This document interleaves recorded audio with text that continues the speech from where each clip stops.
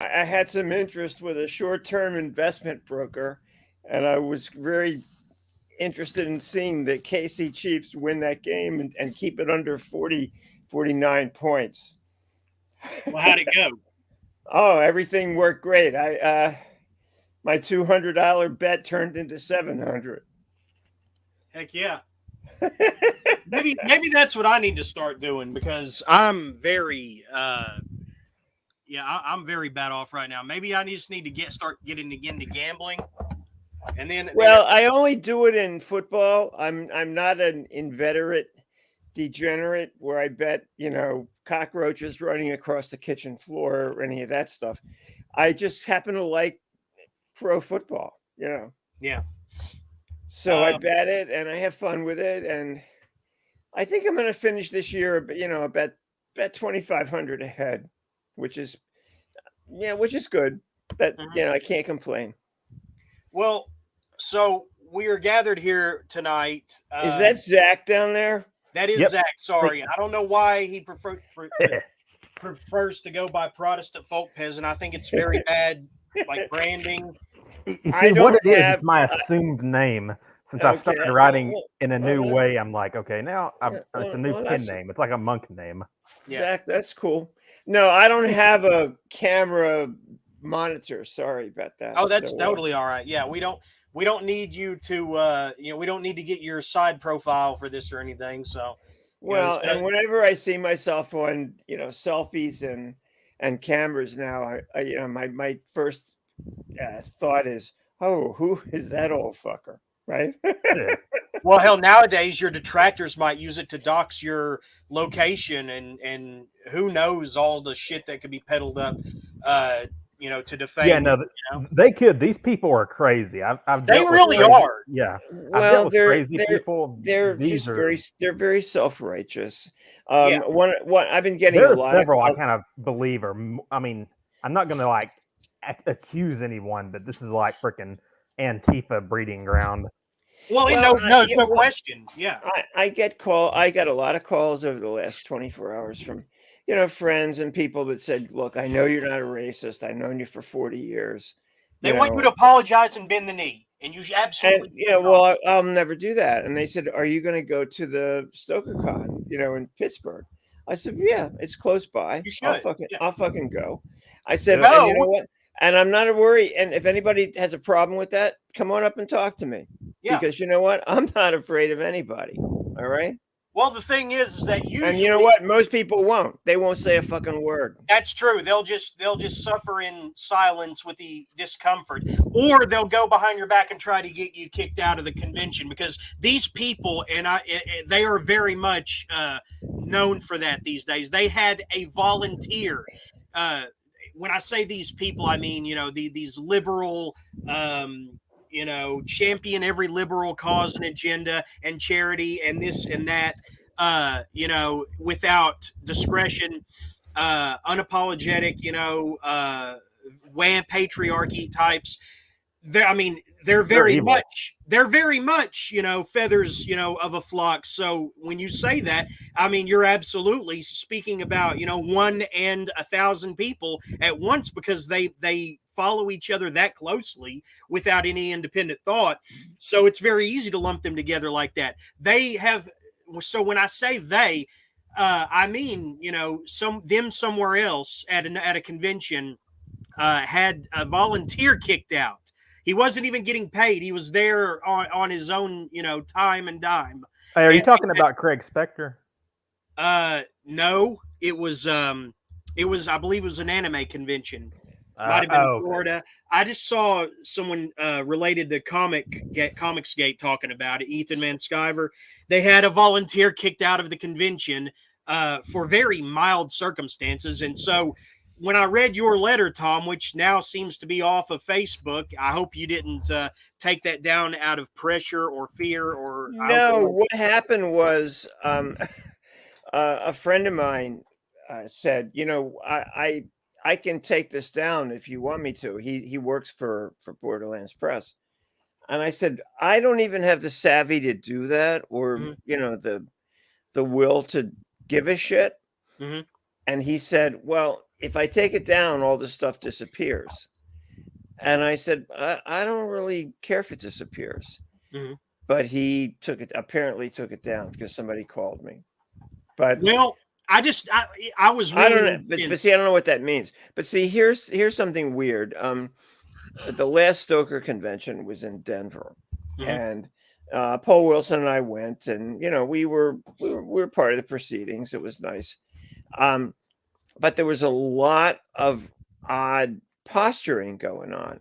And during the award ceremony, they gave this award to a woman whose name is Sumiko Salson. I never heard of her, Mhm. but she's a fat black chick. Mhm. She's Of course she is. well, she is, and she's Well, I mean, she's a there's no problem with that on its face, no, but no, no. But I'm you're just, I'm saying just, it I'm for just, the yeah. I'm just being an honest repertorial description here. This is Yes. who she is, and they gave her an award for Volunteer of the Year. One of the little HWA awards. The things they give out, and she got up to accept the award, and she recited a poem called "Stoker So White." Right? Okay, so she was trolling, and Oh my god! you And we're all sitting there, and I'm looking at Paul and a couple other people at our table, and I said, "What the fuck? What is this? We're honoring her, and she's going to insult, 80% of the audience here. they're total ingrates. What Oh, the they are. And fuck? okay, I'll What? just say the reason that I commented on your stuff and didn't really stay hidden was because that's how these people work. It's literally, it's all malicious. It's literally just communism. And Yeah, well, it's revisionist history. They'll change anything that doesn't fit their agenda, and that's okay. But what they refuse to allow is for anyone to have a diversity. Diversity is great as long as it's not diversity of opinion. Mhm. Like, I'm not allowed to believe that the last 3 years of these awards have been severely skewed towards people that have been in the past called quote marginalized or not unquote. Okay, so you've been writing while Indian. Wow, we're going to give you an award. You've been writing while black. You get an award, no problem. And you're a female and you're not a white male. You get one, right? yeah, that's evil. It's literally what it is That's what's been to going on. But hey, anti-white hatred. to have that opinion Well, or here's the thing: you make have that paid your observation. dues. You have paid your dues for so long. I mean, that's what an award ceremony is supposed to be about. It's supposed to be the reason they give lifetime achievement awards is because sometimes people do fall through the cracks. That's the whole point. And it's not supposed to be something that you achieve at like 19. How old was this woman who got this award? Do you know? Carol Clover? I No, guess whoever no, did the I poem. have no idea. She wrote one article, a feminist slanted article about how women are treated in slasher films. Oh my gosh. This is what Okay, she did. if women And she stop coined getting this form, and she coined this word called the final girl, which is the girl that's always at the end of the slasher films, right? oh yeah, yeah. And everybody has fallen all over themselves, proclaiming this is some profound statement of film. But this is it. That's all Carol Clover's ever Oh, done. okay, but she never did anything in film. No. Okay, here's the thing. Oh, No, you've she's never she's taken a a film class, Jeremy. she's a feminist academic. That's who Mm. she is. Yeah, no, I've Okay. been around these people because, like, I minored in film in undergrad, Yeah. and I've obviously talking to people like in this sphere. It's literally the most.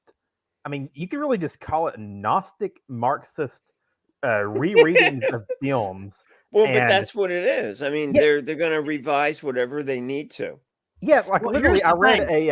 an essay one time about how the chainsaw killing at the end of Texas Chainsaw Massacre 2 was actually some sort of like phallus like female takeover type thing, and I'm like, So that's why I no, got it's a hard woman on killing during a guy that with a scene. Okay. chainsaw.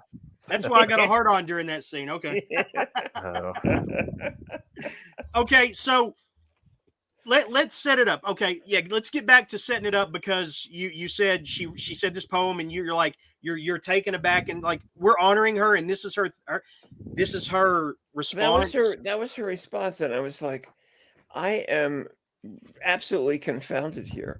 What's going on? So I looked at her bio in the Stoker Khan program book, and it said that she was a non-binary, and they referred her as they, right? Mhm. Well, right there, I don't call anybody that's a single entity they. No, Okay, I Yeah, do it's an not attack on abide by reality. their I refuse to do that. Whoever came up with this nonsense, needs to be, taken out in the back, and beaten with a rubber hose because I it's agree. bullshit. Yep. It's total bullshit. You want me to Binary call, bullshit. you The want me to devil, call you, the you devil want me to, needs to be taken out and beaten. you want me to call you Z or Za or Zay or, some bullshit word? Fine. But when you fuck with the American English grammar, Mhm. I'm not going for that. No. You will not make me submit to that kind of idiocy. Will you Is call is me just, peasant? huh? Go ahead. Can you call me peasant? Whatever. I'm just It's kidding. not about you, Zach. Okay, anyway. I missed that. Is peasant your last name? I don't No. know. No, it was a joke. You don't Disregard understand, the Tom. joke. Tom, you don't understand. He actually puts that name on his books now as his author name. Protestant folk peasant. Okay, it's very bad branding. I'm telling you. I don't. Well, the thing is, people kept accusing me of being anonymous on that thing, and I'm like, no, I'm literally. Everyone knows that I'm Zach. I have not hidden I want that. to everybody to direct their attention to Dante's comment for a minute and how much sense that makes. Oh my God, that's so perceptive. Oh my, No, he's whoa. correct. Yes. Yeah, Literally, all the trans stuff is demonic. well, the basic thing is I am Legion, right? Yeah. Yeah. I am Legion. And they are Legion. I mean, there's no question about that. And the way that they rise up like a corpse rat king, all their tails tangled together. I mean, But let God. me tell you something, guys. For every one of those wokesters that hates me and is going to cancel me and will never read another thing I write or edit, I got 100 people every month hitting my ebook backlist that have no clue who these people are or what their pitchfork and torch parade have anything to do with. And I have a very healthy royalty coming in every month from the last 40 years of my stuff. So Base. you know what the rest of them can do? They can suck it. Yeah. Well, so And they can now go to that hell because they're inevitably going there anyway. well, as a Christian, you're supposed to want to save them, Zach. But I know they don't want that but Oh, they find that very offensive, actually. yes, that's true. And even Zach does even annoy me sometimes with his brand of religion. But you know what? Everybody, my dad was a super Catholic. He was in the Knights of Columbus. He did all that stuff. God bless him. It gave him a happy life. Whatever works for you works for me. Okay, just don't bullshit me. That's what I can't truck bullshit. All right. That's the my bullshit's problem. coming from people wanting you to call them different genders or they or like what No, you're I saying. refuse. I refuse to do that shit. That's just Yeah. stupid. And the other one is, this, and these are from supposedly learned, educated people, testifying in Congress, saying that men can be pregnant. Okay. What? No, Well, not seriously, right? Well, yeah, they do it. They do it a lot. And no, men can't be pregnant. It's women who call themselves men who can be pregnant. And that's the end of that story. Okay? There's no other place you go with that. I mean, it's just stupid. Yeah, and the thing is, Men can get, and I'm supposed to say, oh yeah, I forgot about that. You're right. Okay, so the reason we're here today is because Zach and I both saw. Well, I don't know about Zach. He just likes to stir up mischief, but Oh no, well, I did that it from a place from of the first time he came to boot camp, that was rather obvious. yeah. So what the reason I'm here anyway, I did not want to do this. I did not want to stream tonight. I had no intention to until I saw how these people were just ganging up on you one after another, and some familiar faces and names, that have gone after me and tried to defame me in the most inhumane ways, about the most fallacious bullshit, most incorrect information. And so I'm sure that transferred over to you as well, that they got you wrong too. Like the Alice in Chains song, they got me wrong, But so you write this letter to the HWA, which goes ignored, or maybe they didn't have time to see it. I don't know. Or No, they decided that it wasn't an acceptable post. They decided it wasn't going to show up because, look, anybody that knows me personally or has read my mafia columns over the years, they know I'm a sarcastic, satirical, wise guy. I mean, that's basically who I am. So when I put in there that I want to nominate a smart old white guy, they all went bug fuck. And this is for the Lifetime Achievement Award, not for Novel Stuart of the Schiff. Year or anything like that. I mean, Yeah, this for is for a guy Stuart who's Schiff. paid his dues. And again, awards are for people who have paid their dues, who have gone through, who have made contributions, sweeping contributions over the course of their life. Even normal awards are normally. Now, I can't discredit that girl for popularizing the term final girl, because I use that with reckless abandon nowadays. And I think it's kind of cool to use that term sarcastically. I've read some good work about characters who were final girls and knew they were final girls in a horror situation, and it was good reading to me. It was good storytelling. So I will credit her for that. It sounds like something that would be more for a Lifetime Achievement Award on down the line to me, but so I think she deserved some kind of award, but I don't know what was the context. What was the award she received again?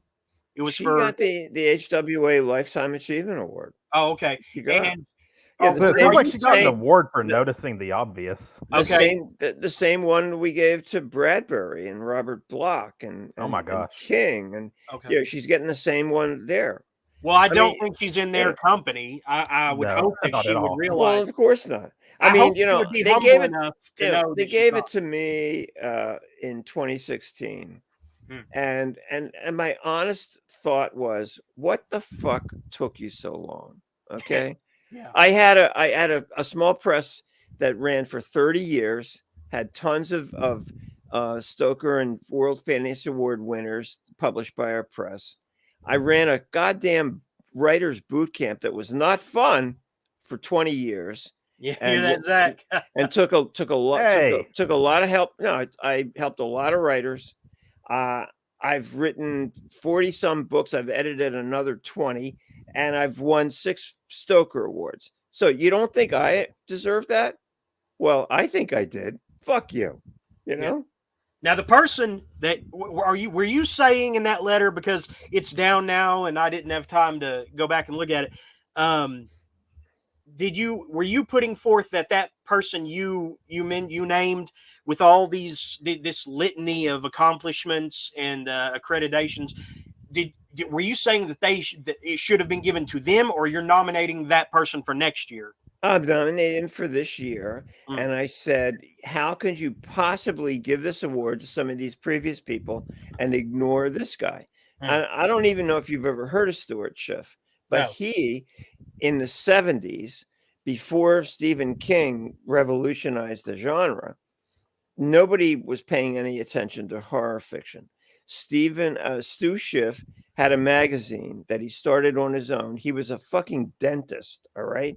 And he used his own money to fund this small press.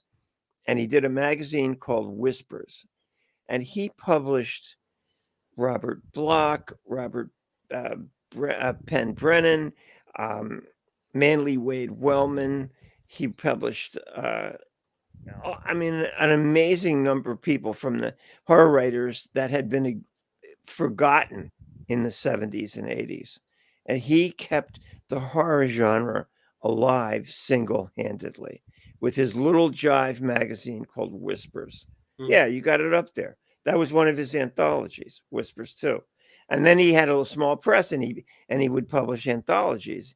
And he had everyone that was writing anything. I mean, Carl Wagner, John Coyle. He was it. If it wasn't for Stuart Schiff, there would be no horror genre in the 60s and 70s, before Stephen King came along. He was he was a monolith of horror publishing. If it wasn't for him, there was nothing. And nobody knows who he is, and nobody has any idea what he did. But he was a monolith. He was a sorry about that. He was it in terms of what was going on in horror fiction. That was it. Yeah, and a woman reading a poem against whiteness, like she's literally not even standing on the back of giants. She's just in a corner screeching, and no one should care about her, yet they pump this stuff up. Oh no, they like her. And then, well, the last year that they used the World Fantasy Convention supposedly retired the Lovecraft image for the World Fantasy Award. Now it's a tree with the moon in the tree. It's a really ugly little thing. But are you familiar with the World Fantasy Award? Yeah, it was a Gay and Wilson sculpture. Yes, and it was taken away because it's associations to Lovecraft, right?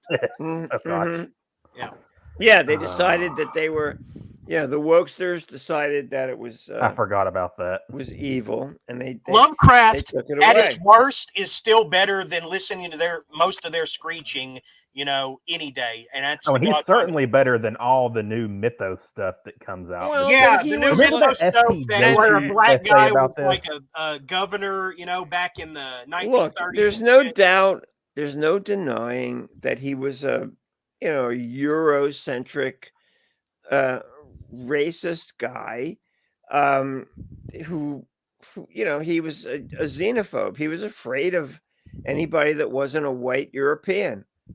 But he grew up in the 16s and 20s. I mean, that was not an odd position to be taking. Okay? Well, maybe he had mental issues too. I mean, maybe. Well, I'm sure I actually think he did. But, the thing is, people think that we just have to take this globalism and accept it. But I would honestly say Lovecraft's worldview, I mean, that was his world. There's nothing wrong with it. No, it was absolutely his world. And when I read his stuff now, there's I'm an Italian guy. Every once in a while he has these little references to walking through a neighborhood where there were swarthy Italians and Portuguese, of oh no, of ill repute, right? Yeah, and I'm thinking, well, that's cool, Yeah, I'm sure there were some swarthy Italians of ill repute. Well, the thing is, they just want to make us believe that race man, doesn't exist. You forgot to ask me if I give a shit. He's like, it's okay, man. Howard, that was how you saw the world. If I want to read your shit, I got to accept that. Yeah, and the thing is, and they people also don't want to deal with it. Mm-hmm. Yeah, again, it goes back to the whole question of forced diversity. It's like, okay, Lovecraft was a European descended male in a area founded by European descended males. Do we just have to force him to accept diversity?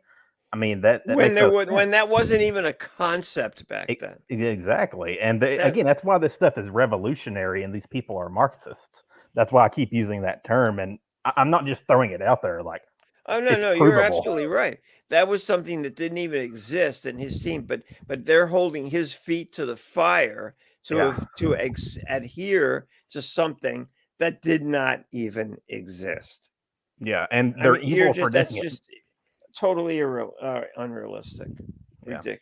I mean, the last year that they had the used the Stoker Award. I mean, the World Fantasy Award in the image of Lovecraft was at Brighton in England, and um, Paul Wilson and I were there. We had gone to the World Fantasy Awards, and the winner for novel was a woman that none of us had ever heard of. She was a Asian woman. Her name was Sophia Somatar, I think. And she got up to accept the award, and they gave her the Lovecraft image. And this bitch had the balls to say, "Well, this is certainly an elephant in the room.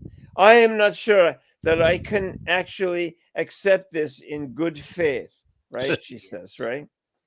And I felt like screaming out. I mean, Paul grabbed me and told me to sit the fuck down. Paul Wilson. I Why felt did like he do saying, that? I would have let you do it. well, Like, why did he he could do have got him. that? He could have got an because arrested. I wanted to yell out, "Well, then don't fucking accept it, you Yeah. fucking hypocrite." Yeah. But no, she accepted it and she took it home and she stuck it in her fucking house. Okay, so it was that evil that you took it anyway? You fucking bitch. I was so that you have no idea how pissed off I was sitting there in the audience. Okay. I'm loving this. There's something to be said for gratitude. I mean, when someone does, don't say when you said what took you so long. I'm sure it was, oh my God, like inside at least you were probably also excited. It was more of a sarcastic what took you so long. Oh, absolutely. It It was meant something sarcastic. to you. It fucking meant Absolutely. something to you. No. You're I just, mean, trust me. I knew that if there is any rationale that there is a God, they got to give me that fucking award. All right, Mhm. because I deserved it. Yeah. All right, I'm not some 2 year one shot. I've been around a long time. I've done a lot of shit, and I've done nice shit for people. Now all of a sudden I'm an evil racist phobe. Fuck you. Well, No, Well, you're let me simply ask you this. correct. Let me ask you this to kind of throw your detractors off because I have a feeling you could put forth a few names. What are some minority nominees you could throw out there you know of quality who have actually done some fucking things and they went unnoticed? Can you think of any off the top of your head? well, I don't really pay attention to their particular stripe, Yeah, ethnically, color, uh, age. I'm not really tuned into that, yeah. but a lot of people tell me that this guy Laval is really good, and I've tried a couple of Victor Laval. I've tried some of his stuff. Some of it I thought was great, and some of it I thought was confounding. Didn't understand it. Um, but in general, I mean, and Victor happens to be a black academic guy. Mm. I don't know that much about him. Other than him, I can't really single out anybody in terms of their, as I would call, stripe, because I don't read like that. I get hundreds of submissions to our anthology series. Yeah. And I have no idea, what color or weight or height or ethnic thing they are. I'm just reading black type on white paper. Yeah.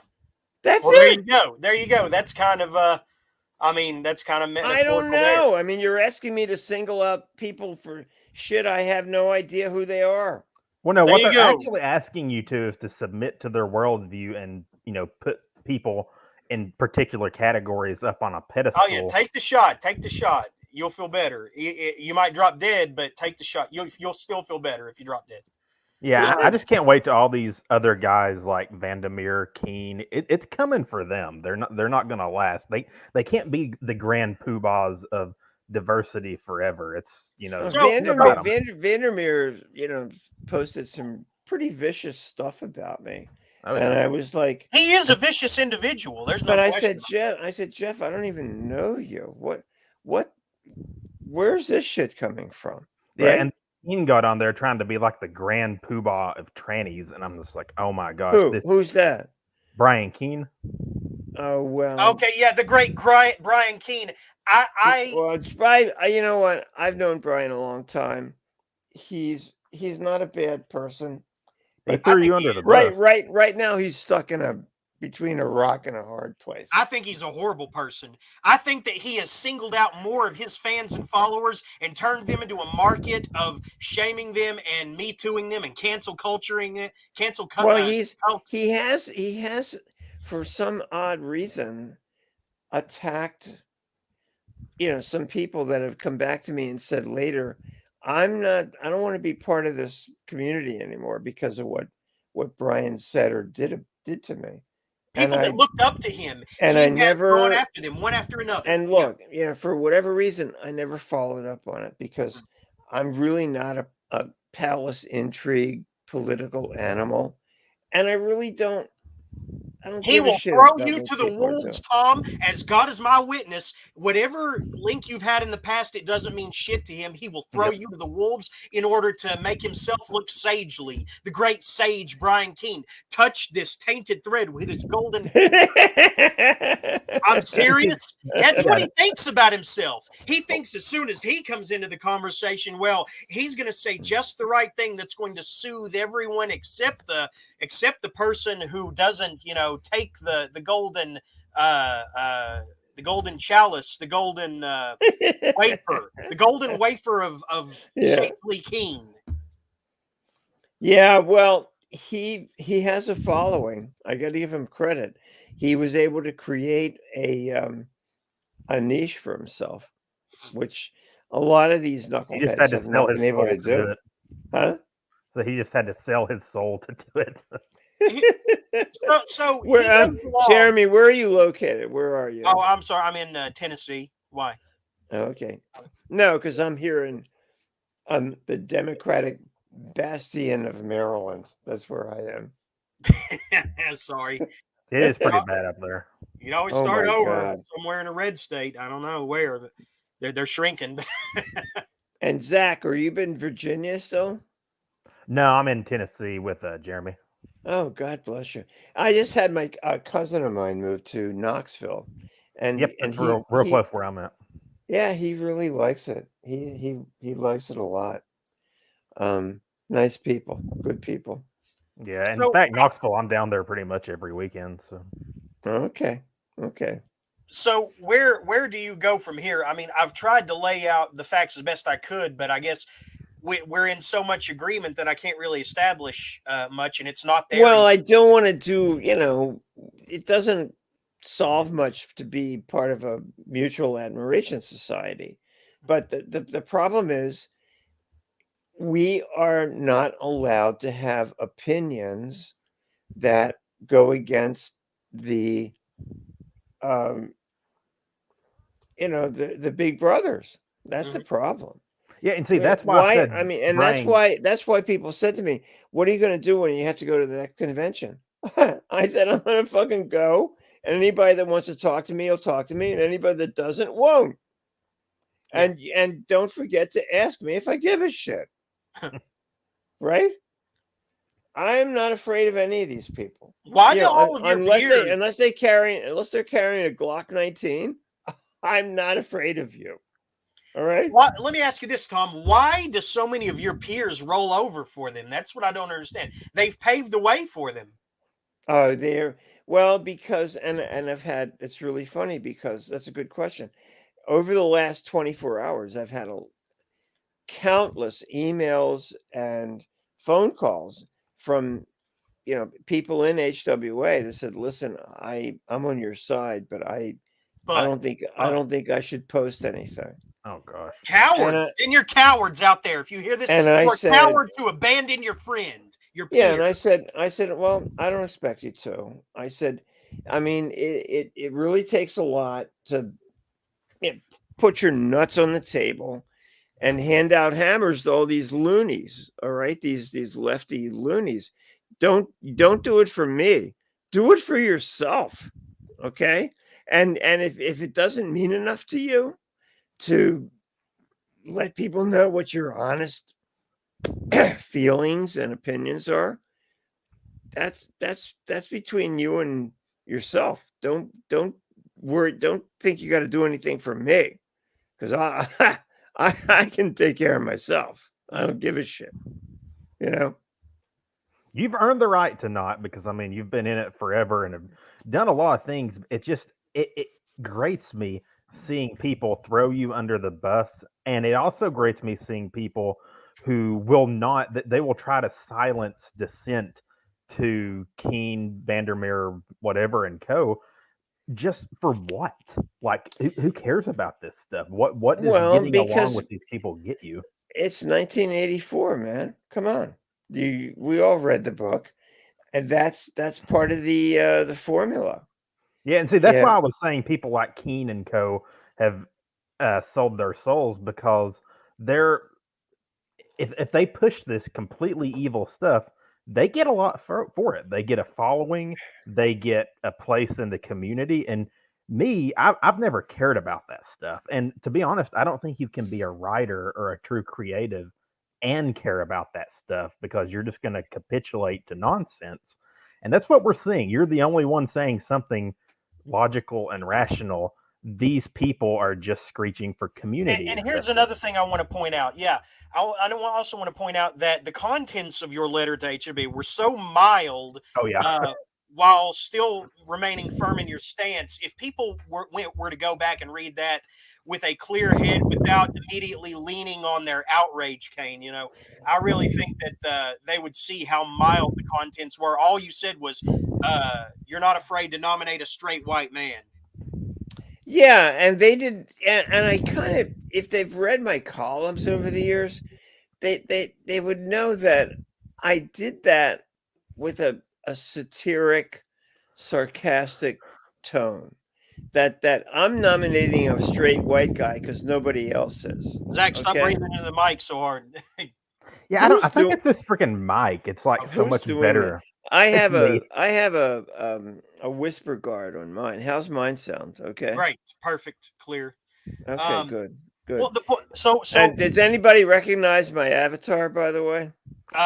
it looks like it's from a Harryhausen film. Well, obviously, yes. Come on. Well, Can you make it a little better than that? well, There. before that, I was going to say you missed an opportunity, Tom. You could have came on with the avatar of the World Fantasy Award Lovecraft bust, and that would have been amazing. Okay, so I'll it's I'll obviously I'll switch to that next time. is No, this. that's the beast from 20,000 Fathoms. Oh, okay. I've actually never seen it.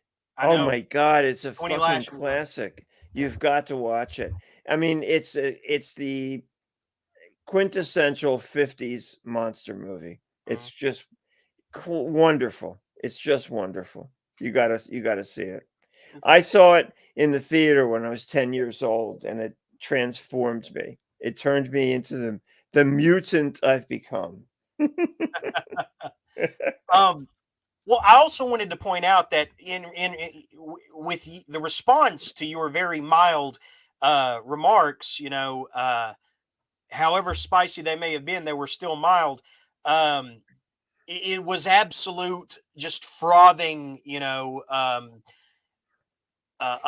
I agree. It was very disturbing it in was a not commensurate to what was put out initially.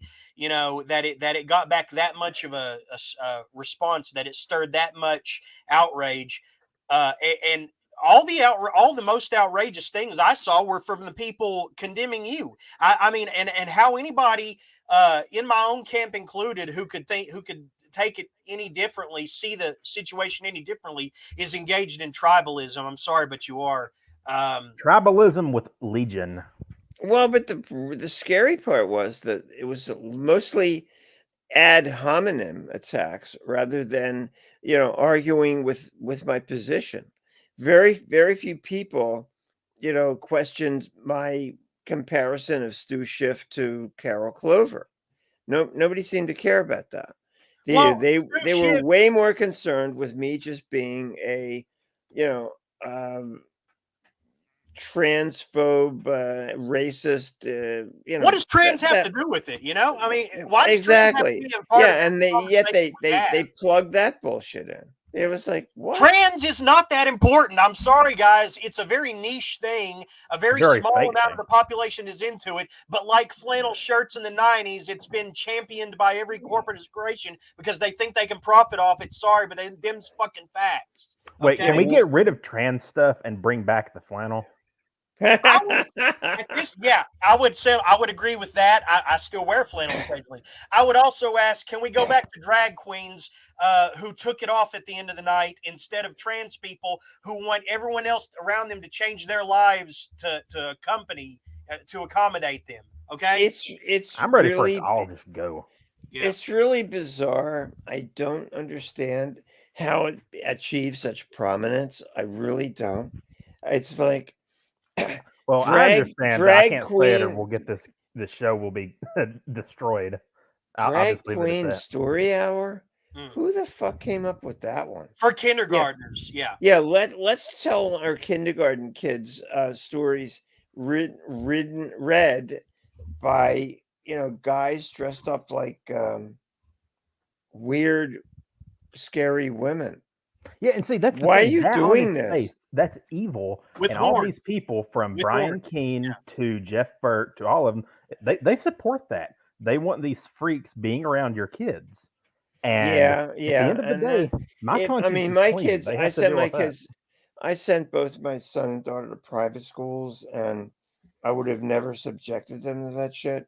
But if I did have to send my kid to a public school, I would be out in front of that school board so much that they would be sick of me because I would not allow that shit to go down. There's just no way. Well, the thing is, my generation, we grew up with it. We didn't grow up with the drag queens. That's obviously worse, but we were like at the beginning stages of it. My generation was heavily indoctrinated, Really, which is why you really. see a lot of us, like me, for instance, very extreme on the other end because we, I mean, it's a thing that has to be fought back against, and it's just Well, ramped up you so if you're much. gonna question anything, Yeah, you got to get kicked say out. what the hell? Where'd this come from? Hmm. And I have no idea where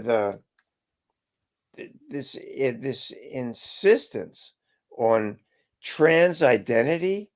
I mean, this is all being forced on these poor kids, and I really feel sorry for them because Life is confusing we enough didn't. without be all Yeah, having to learn yeah, all that shit before you get out of grade school. This is fucking exactly. ridiculous. And I'm tired of holding my tongue in case my co-hosts want to bail on me. Do you And guys I have any kids? Either of you have kids? no, I don't. Well, be careful if you do, because they're going to come clanking for them. There's no doubt. Yeah. Yeah, that's why homeschooling is very important this day and age. I mean, it's really the best way to go, as far Yeah, as I've I've had heard. friends that did it, and it was not easy. It was, it was a commitment, and they were so thankful that they did do it. Yeah, But to not let your kids get into that machinery requires an amazing commitment of time and energy and intellect.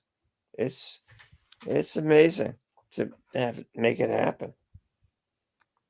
yeah. I mean, it requires actually being a parent, and for some reason, they try to force it down people's minds that they can't do it, and that it's better to send them over to the drag queens because they know what's best, and people fall for it. And I can't tell you how many times I've heard people, even in my sphere, like in the Christian, heavily Christian sphere, both Catholic and Protestant, will say, "Well, I want to send my kids to public schools because they need to see what the world is like." And I'm like, you understand we're talking about kids that will be molded Ye- by this. Yeah. They No, they no. they do not have the critical I thinking spent capabilities. I spent a lot of money sending my kids to, private Catholic schools, okay? And, I'm not a devout Catholic, but the education that they got was pretty incredible. Mhm. And I'm my wife is even more Elizabeth's even more than me. She said if I was queen, the first thing I would do would be get rid of school buses. And Yeah. I said, what do you mean? And she said, because um, we sent our kids to private schools. We didn't have any school buses picking our kids up. You and me got up every morning and made sure we got those kids to school, right? We drove them to school. We dropped them off. We picked them up. We took them to their sporting events. We went to their plays. We did everything without a fucking school bus, right? Yeah. So if you want to get your parents of kids involved in their education, get rid of the school buses. You get up in the morning, pal, and you Totally. figure And out I mean, how I've to got get your kid to stories. school every day, Yeah, even if it's public school. I never Fuck actually fuck rode those the school buses. Yeah, I never rode the school buses, but I always heard people talking. There was like oral Well, sex they're always and in the everything way. on the They're buses. going. Like, They're driving around while you're trying to get to work in the morning. What the yeah, fuck? You know? No, yeah. but my wife said there would be no more school buses. You want your kid to get to school? Figure it out. Oh my Elizabeth sounds god. based. What? I said Elizabeth sounds based. Yes, she is. But So no, I spent a lot of money sending my kids to private schools, and I don't regret, a penny of it. Not at all. And it's unfortunate that a lot of people can't afford to do it, but God bless them, people that do. Yeah. so where do you go from here? Do you still actively write, or do you just publish Borderlands anthologies, or what? Yeah, I write every day, Hmm. but you know what? I still do my column for Cemetery Dance. I'm trying to do a couple of different sequels to one novel and write another. I still because I'm one of the usual suspects, although I might not be anymore. They ask you to do send a story for an anthology. I write. I've written over 100 short stories. I'll try to keep writing. The problem is it never got any easier. I always thought, oh man, when I'm an established writer, everything's going to be cool. It never is, because the demands you place on yourself never get any easier. You want to be good, you got to make yourself good every freaking day. So I try to get up at 6 every day and write 3 pages and then get into the rest of my day. And half the time I don't do it. Half the time I stay asleep because I can, you know. But look, I have no regrets. When they finish me off and send me off to the crematorium, the only song I want them to play is My Way. All right? That's Hmm. it for me. There you go. I mean, I don't want to sound like a jerk, but I am a jerk. Hmm. No, Well, there nothing you you're go. saying is wrong. I mean, Huh? you're correct on everything, and everyone who disagreed with you was wrong. That's all there is But to I'm it. not asking for that kind of approbation, Zach. I'm just I this is I just want to be able to say this is how I see things, right or wrong. Just give me the fucking ability to express myself and stop with the pitchforks and the torches and stuff. Hmm. Yeah, I mean, it's called being a writer. That should come natural with the field, but this day and age, it doesn't because everyone cares more about a career than they do actually being a writer. Literally, you Yeah. just put forth the accreditations. The resume of this guy who you feel is largely overlooked, and you happen to throw in there a sarcastic, I'm not afraid to nominate a straight white guy, looking around, everybody else is, And I got excoriated for it. yes, very unfairly. And they didn't understand that I was doing it in jest. I Yeah. was poking the fucking bear. That's what I mean when I say. I was chumming the water. I'm That's what I thinking, meant when I you said know what, you smile. guys, Yeah. you don't realize what you've been doing the last 3 years. Well, I fucking do. Yeah. And I need to nominate this guy. Yeah. And he happens to be a smart white guy. Maybe I shouldn't. Well, we should. You know what what we Italians should say? do, Vaffanculo. what we should really do. That sounds like a mafia phrase, by the way. Sound like something an Italian mama from the 40s would say. Vaffanculo, is that what you said? I said vaffanculo. Vaffanculo. Okay, I didn't say it with the accent. But Go for some dang pasta right now. huh?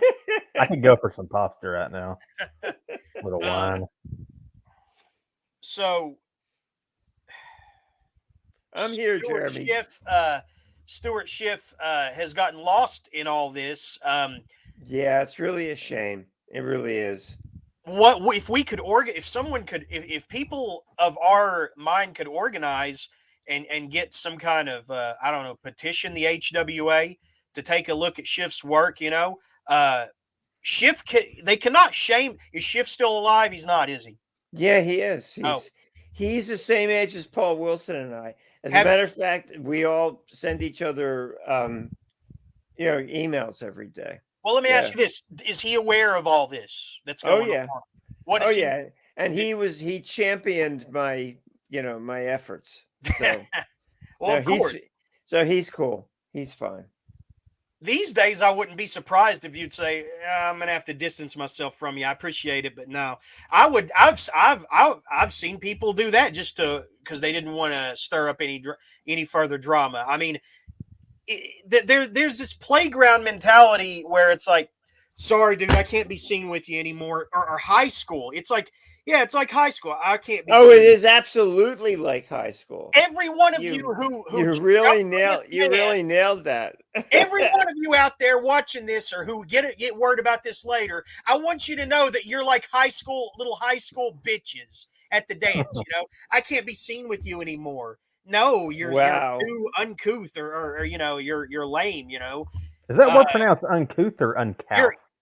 Uncouth. You're freshmen. I can't be seen with you, or you're seniors that didn't make the popularity contest. I mean, God, that is so accurate. Oh my God, it's really disgusting. And I have people who have said that they can't come on this show because every time I have a guest, it stirs up drama from people whose initials are literally BS because they're so full of shit, and they make me want to make good on the accusations that they falsely accuse me of.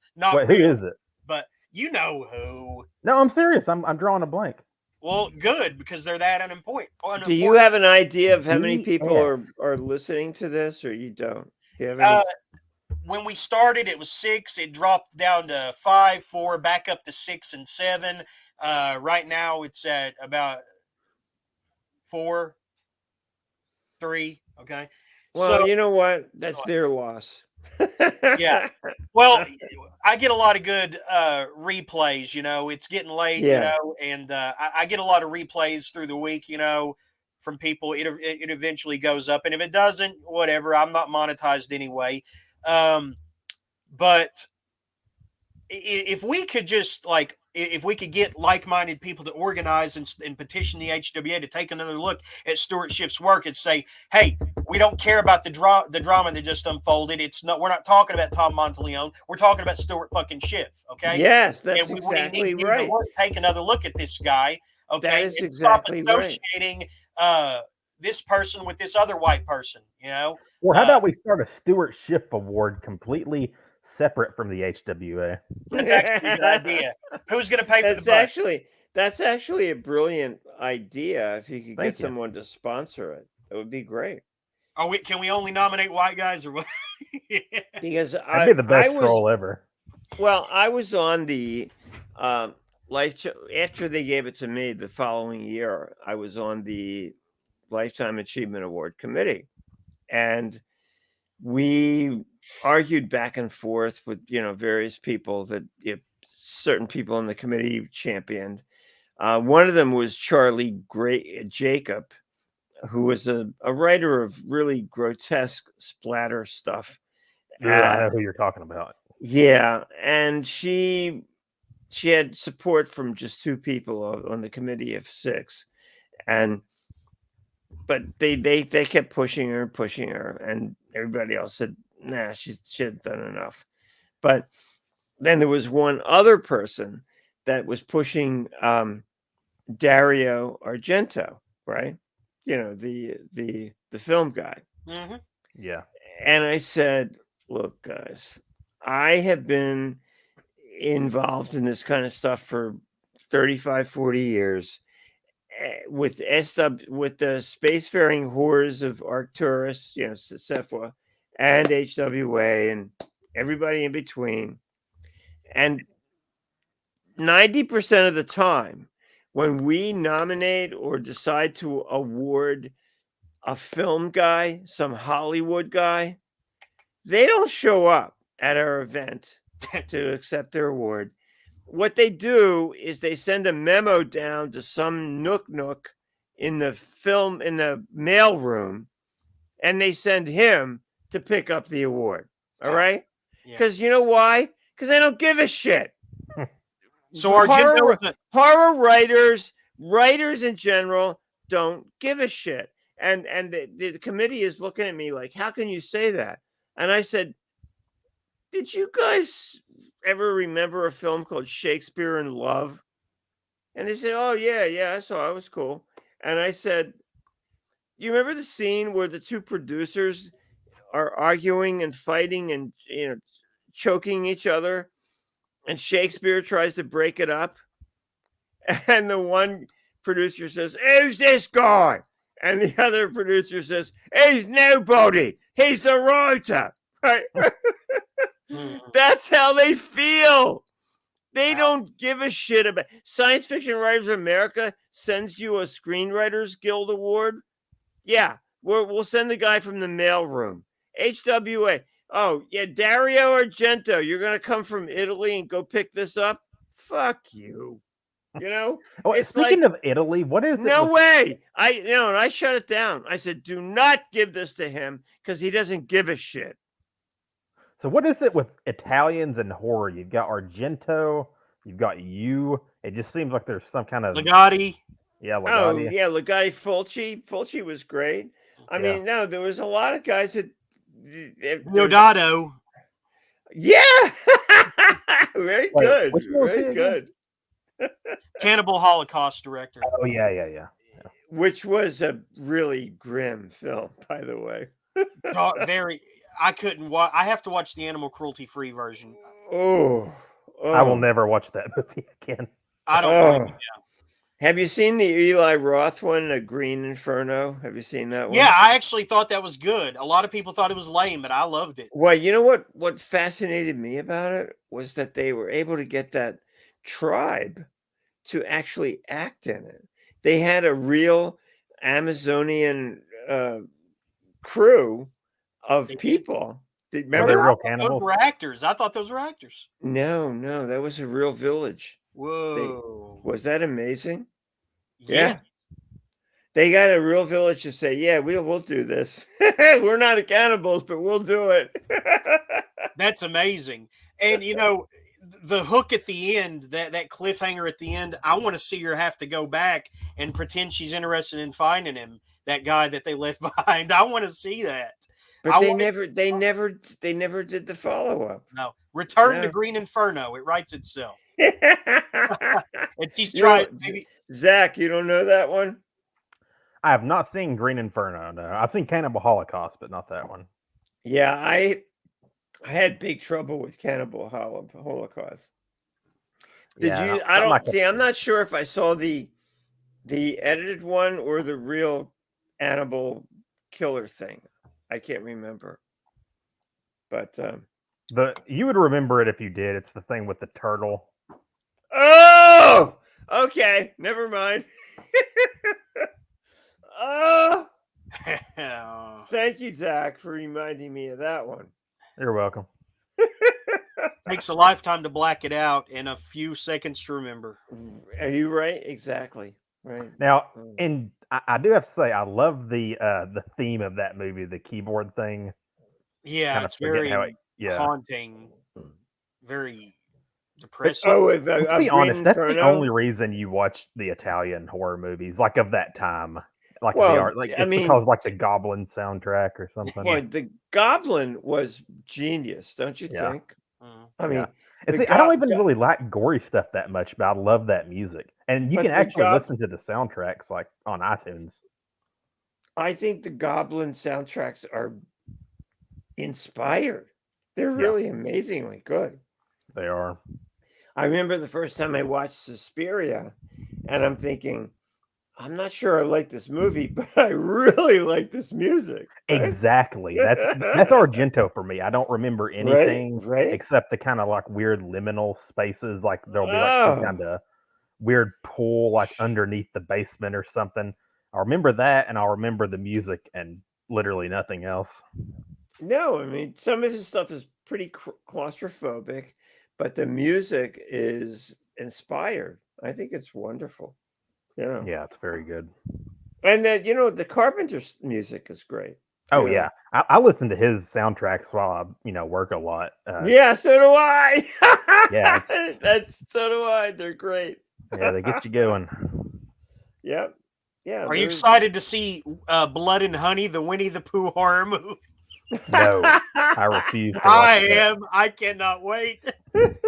I can't wait to see Piglet hack up a bitch in the swimming pool, and then him and Pooh roast that them would over fire. that's Jeremy. That's an acquired taste, but I could probably at least give it a shot. Now you know that's the new trend in horror because they made they rushed a Grinch horror film out where they couldn't call him the Grinch, just it's called the Mean One, and they have to refer to him as that the whole movie, even though he's clearly. That's going to see as long as you're kidding me. I haven't heard about that. they can use public domain things, or they cannot, or they can get around it on satire basis. Or Winnie the Pooh just fell into public domain. That's how that happened. The Grinch thing, I think they were able to skirt around it by saying, "Hey, it's satire." It's just because he's definitely not in the public domain. No. Yeah. Speaking of which, the thing I've been looking at recently, mainly because there's been a bunch of podcasts about it, copyright is like, when you actually think about it, the weirdest like fiction ever. In a lot of ways, like all this intellectual property stuff. That's for another podcast.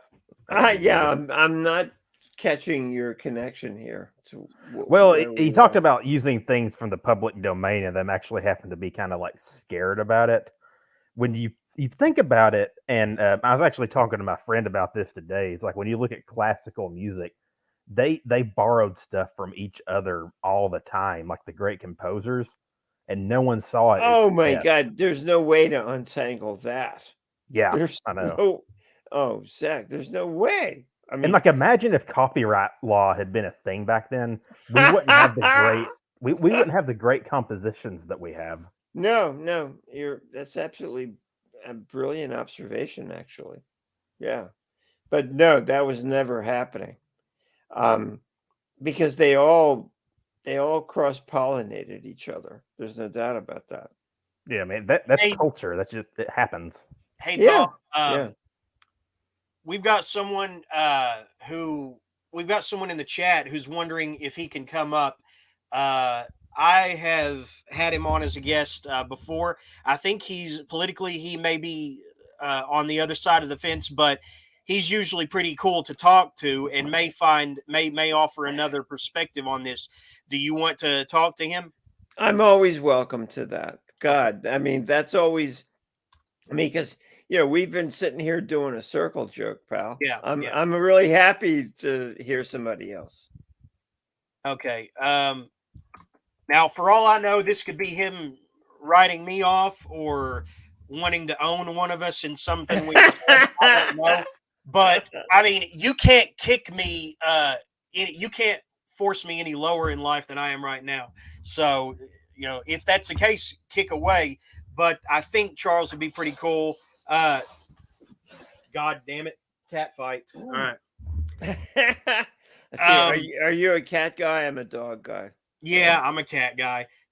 Charles, I sent you the link in your Facebook, buddy. If you want to come up, I have not said anything truly hateful during the entire length of this show. Basically, I can talk to anybody, as long as they don't get this grating, nagging quality that I saw proliferating throughout that thread you posted, Tom. If anybody wanted to come on here and speak their piece, that would be fine. Oh, But if you come on, absolutely. I had invited. yeah. Absolutely. But the problem is a lot of these people just want to screech, and that's not the case. All right. Hey, Charles, give it to me. Hey, Jeremy, how are you? Hey, I hope you're not going to write me off, man. How's your personal stuff going? You don't have to talk about it too much. Hey, man. Are you getting an echo? Hold on. I gotta fix my YouTube. Turn the YouTube thing here. I gotta get an echo right here. Okay. Can you guys hear me? Yeah. Okay. So I'm not gonna write you off, Jeremy. Huh? I'm not gonna write you off, man. Okay.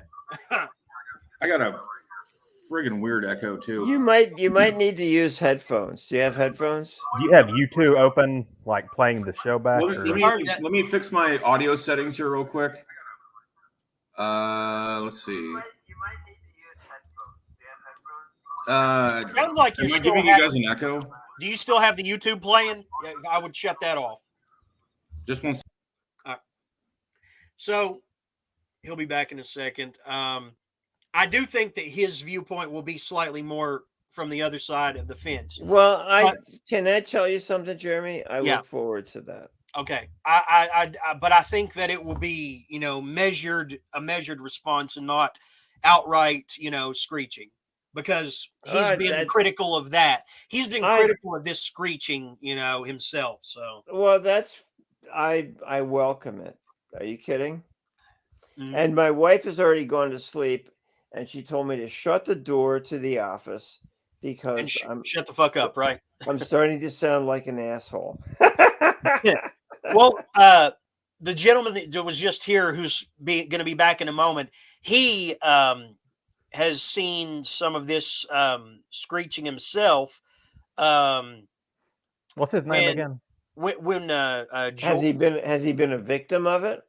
The guy who wrote Dead Inside, Chandler Morrison, he was canceled after his BizarroCon performance, where it was like a gross out contest where he performed so over the top that people didn't realize they were offended at the time, but later became offended. And so all the deals he had with Deadite Press, etc., were canceled. It's been talked about to death, but you may not have heard of it, Tom. The point is that this guy has seen, Well, that's the thing that got Jeff Burke fired, correct? Yeah, or I think he quit. I don't know. I'm pretty sure he quit because of how ridiculous it was to fire him over that. But the point is, don't run a gross out contest or an extreme performance showdown. If you're not ready for whatever comes up. Shane McKenzie once won a gross out contest telling a story about puppy torture or something. The point is, it's supposed to be uncomfortable, Of so course. Here's Charles again. Did you remember? Hello, Charles. I unplugged my monitor, so I think hopefully this will be a little bit better. Okay. Oh, you're good. You sound good. Jeremy, thank you for letting me in. Sure. I will not write you off, brother. And I will say that what I did hear Jeremy saying, I think you were talking about Chandler Morrison. Yeah. And Jeff Burke was actually fired. He didn't quit, unfortunately. And I do.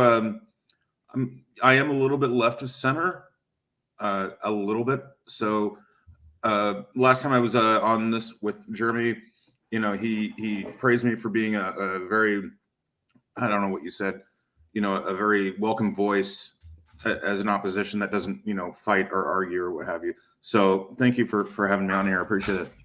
Hey, Charles, opposition voices should always be welcome. Are you kidding me?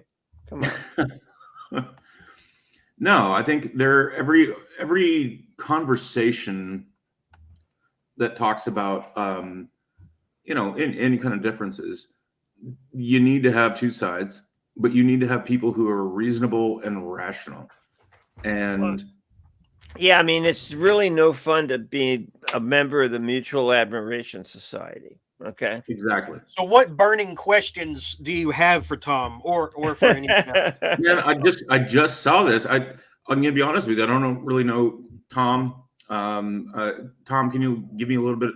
Tell me about yourself. I just saw this stuff on Facebook, and I was like, you know what? I want to talk to Jeremy again, and I want to talk to whoever he's got on his midcast here, whatever this is called. I don't like to blow my own horn. Come on, I've been dragging myself through this genre for 50 years. I'm only 77 years old, Charles. So, Okay. I'm coming to this kind of early, but 50 books later and 6 Bram Stoker Awards and 2 World Fantasy Awards and 7 anthologies, and I've just done a lot of shit. And if you don't know who I am, God bless you. It's okay. I mean, yeah. All right, He's not familiar with what brought out this outrage upon you, and everything. You recommended Stuart Schiff, a straight white man who has made enormous contributions to the genre as a whole, which is what the awards are about, right? And I made a joke and I said, even though he's a straight white guy, I have to nominate this guy.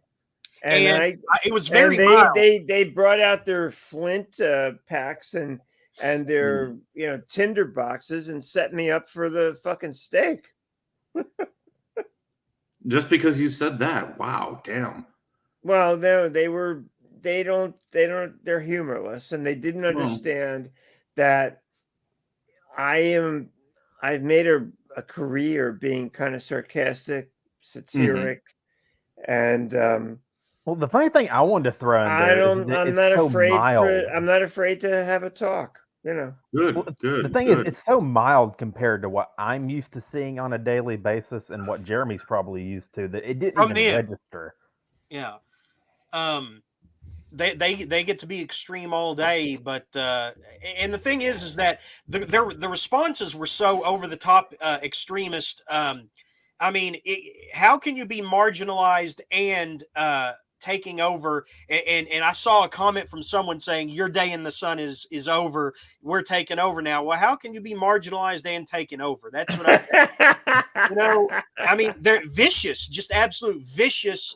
How can you go about like that, frothing at the mouth, foaming at the mouth all day long at anyone who doesn't pat you on the head and give you a pack of Smarties, Well, Charles, I did make the observation that the last 2 or 3 years of the HWA, are you familiar with HWA? I am, yeah. Yeah. I'm not a member, but yes. Yeah. That they had been,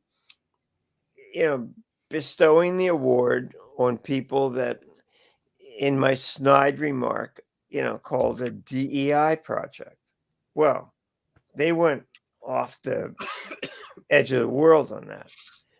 They thought that I was every kind of dash phobe and every kind of dash-ist, and that I was just this evil blight that had to be removed from the surface of the planet.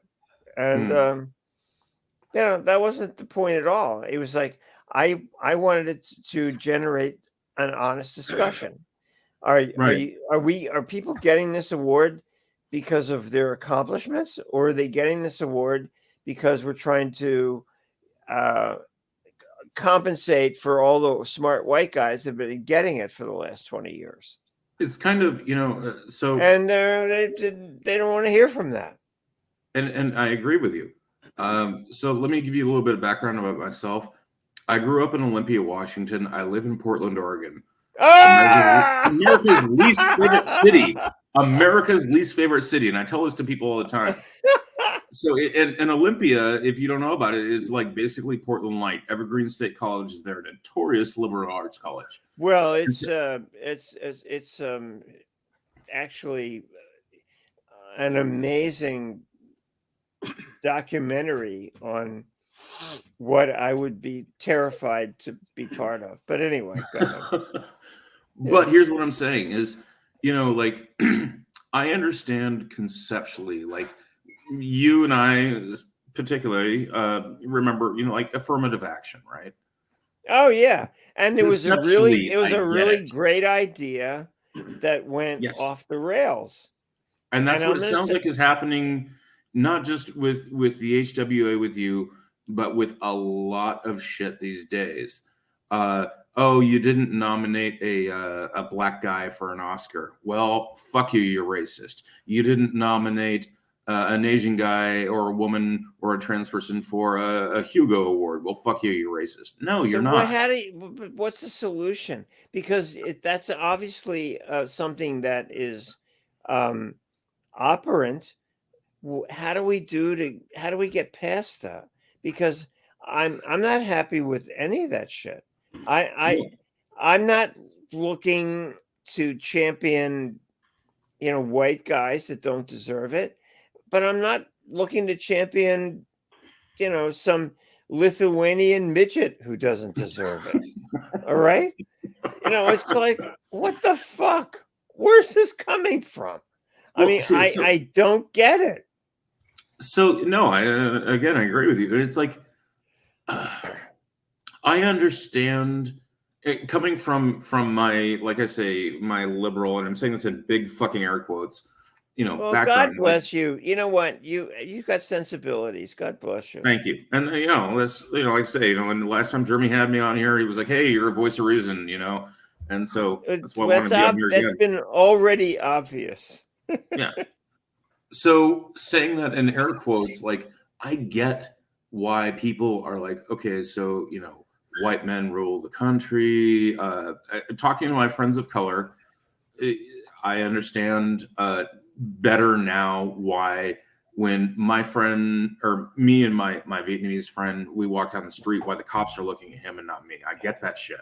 I get it. But at the same time, It's just that does not need to spill over into fucking art.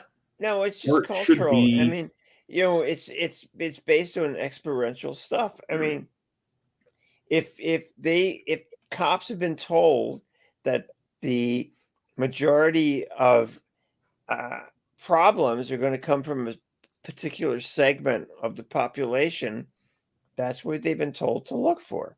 I mean, this is not racist. This is just cultural, and Yeah, it's definitely. not. It's nothing to do. It's not personal. It's just not. But it's not. But at the same time, like I say, every again, person of color, a friend of mine that I've ever talked to, and I've had this conversation with them. I'm like, hey, are you scared when you walk down the street and see a cop? And they're like, yeah, you're fucking A right, I am. I am And too. I'm not though. It's like I see a cop, I'm like, sup, bro? How you doing? Well, the thing is, we still just have to look at statistics, though, and crime statistics. I mean, it's obviously skewed in one direction. And so I don't think people should go crazy about this because, again, they're only doing it for Marxism. They want to erase obvious facts. Well, yeah, I know where you're Can you coming expand on from, Zach. I know where you're coming from, Zach. I mean, the 13% of the population is committing like 54% of the crimes, but we're supposed to make believe that's not happening. Yeah, I mean, it's an agent for revolution. That's all it is. I mean, it's unfortunate, but if you're pointed out and you say, well, yeah, most of the guys in prison are black because they're the guys committing the crimes, for some reason you get excoriated for pointing out an irrefutable reality. Yeah. I mean, Here's the thing, though. I have no agenda to, make, what is it? What's the thing now? BIPOC, whatever the fuck it is. I have no agenda to make them the bad guys. But, if you're doing it, you're fucking doing it. Because I know I'm not doing it. And I'm, Look, so Tom, they don't come after me. I don't have to worry about them. if I may, here real quick, and Please, this just please, one please. example. This one example is not necessarily indicative of the whole thing we're talking about. There have been many, from what I understand, many instances of police unfairly targeting people because of color. And an example of There's that no was doubt. I would never argue that. No doubt. yeah. And the Yeah. one example I I don't want want to to say say here, that I'm though, actually pro cop because I'm not either. yeah, I'm not either. But the one example that I keep thinking about is there was a Hispanic guy in Los Angeles who was arrested for a murder. Oh, where are he you spent- from, by the way, Charles? Are you in LA? No, I'm Where in are you? Portland. He was from Oh, Olympia, that's right. Washington. I'm sorry. Shit. Yeah, I'm that's okay. sorry. Yeah. But there was a Hispanic guy a Mexican guy that was arrested for a murder in Los Angeles, and he spent 8 months in prison. He was convicted. Spent 8 months in prison until his attorney found an episode of Curb Your Enthusiasm that proved he was at a Dodgers game at the exact same time the murder happened. And so that's brilliant. which is brilliant, yeah. Yeah. And the cops admitted that when the cops who arrested him, they were just like, we just wanted to pick someone up. And then these cops were just transferred. They were never. No, see, they're just scumbags. You've got to. There's an element, that ends up at the bottom of the petri dish that you never want to deal with, but we end up having to. Yeah, so those guys should have never been on the job. I agree. But here's one other thing I'm going to say. No, it was horrible. That's a terrible story. It is, but the thing is, A, I think shit like that happens more often than we think, and B, I was one of those not all cops kind of people until the George Floyd protest happened, and here's why: because I read something that said you have 9 good cops sitting around a table, 1 bad cop sits down. Those 9 cops do nothing about them. You have 10 bad cops. I think And that George made Floyd sense died to of a me. fentanyl overdose. Well, I don't know about that, but I'm not disputing you. But I'm Well, just saying. George Floyd was pretty jacked up, and they canonized this ugly motherfucker. And I'm not happy with the whole George Floyd thing. The fact that they killed him, not good. Okay, but he was no, little animals and birds didn't come to rest in this guy's outstretched fucking arms. He was a career thug. There is a brilliant episode of all things, not one of my favorite shows, Judge Judy, when George Floyd was 18 years old, and he was arrested for carjacking some chick, and George Judy asked him, "Why did you do that?" And you know what? The Mensa candidate said, "Well, I needed a car." Oh, okay. There you go. And that was George Floyd. This guy was no Saint Francis of Assisi. Yeah, But and he you know said that he what? couldn't believe. But who is? Oh, you know what? Before We they were on his, on him. we transformed him into one, and that's the part I find offensive.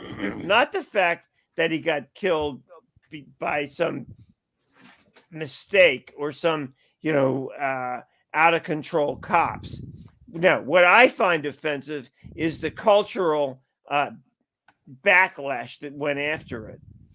So if I got to see one more moral, that ugly motherfucker, I'm gonna throw up. Did you see the one that got struck by lightning, Tom? Did you see that? What? they had a George Floyd mural, and I think they were doing like things like freaking. Oh my baptisms God, and that was stuff. hilarious. And Yeah, it I saw got that. struck by lightning and destroyed. I saw that. That was You amazing. know, but that Tom, I whole think what canonization was, I found that very offensive. Yeah, So yeah, what- he got killed by some asshole cops, but the what followed, the follow-up and the canonization and the murals, oh my God. Well, it was still. You know, It was can still you say vomit? Because I can. But it was still a young life lost. So I mean, but Yeah, I but don't think like Life's Lost, there was a drug addict thug. Okay, yeah. Well, bullshit. You know, when you have to call bullshit, you gotta call bullshit. that subject's Right. bigger Hey, than Tom. me. Yeah. What did Charles? I think Charles wanted to say something. I want to make sure I give him enough time too. Thank you. No, Charles. Appreciate Do you think George Floyd is a wonderful example of humanity?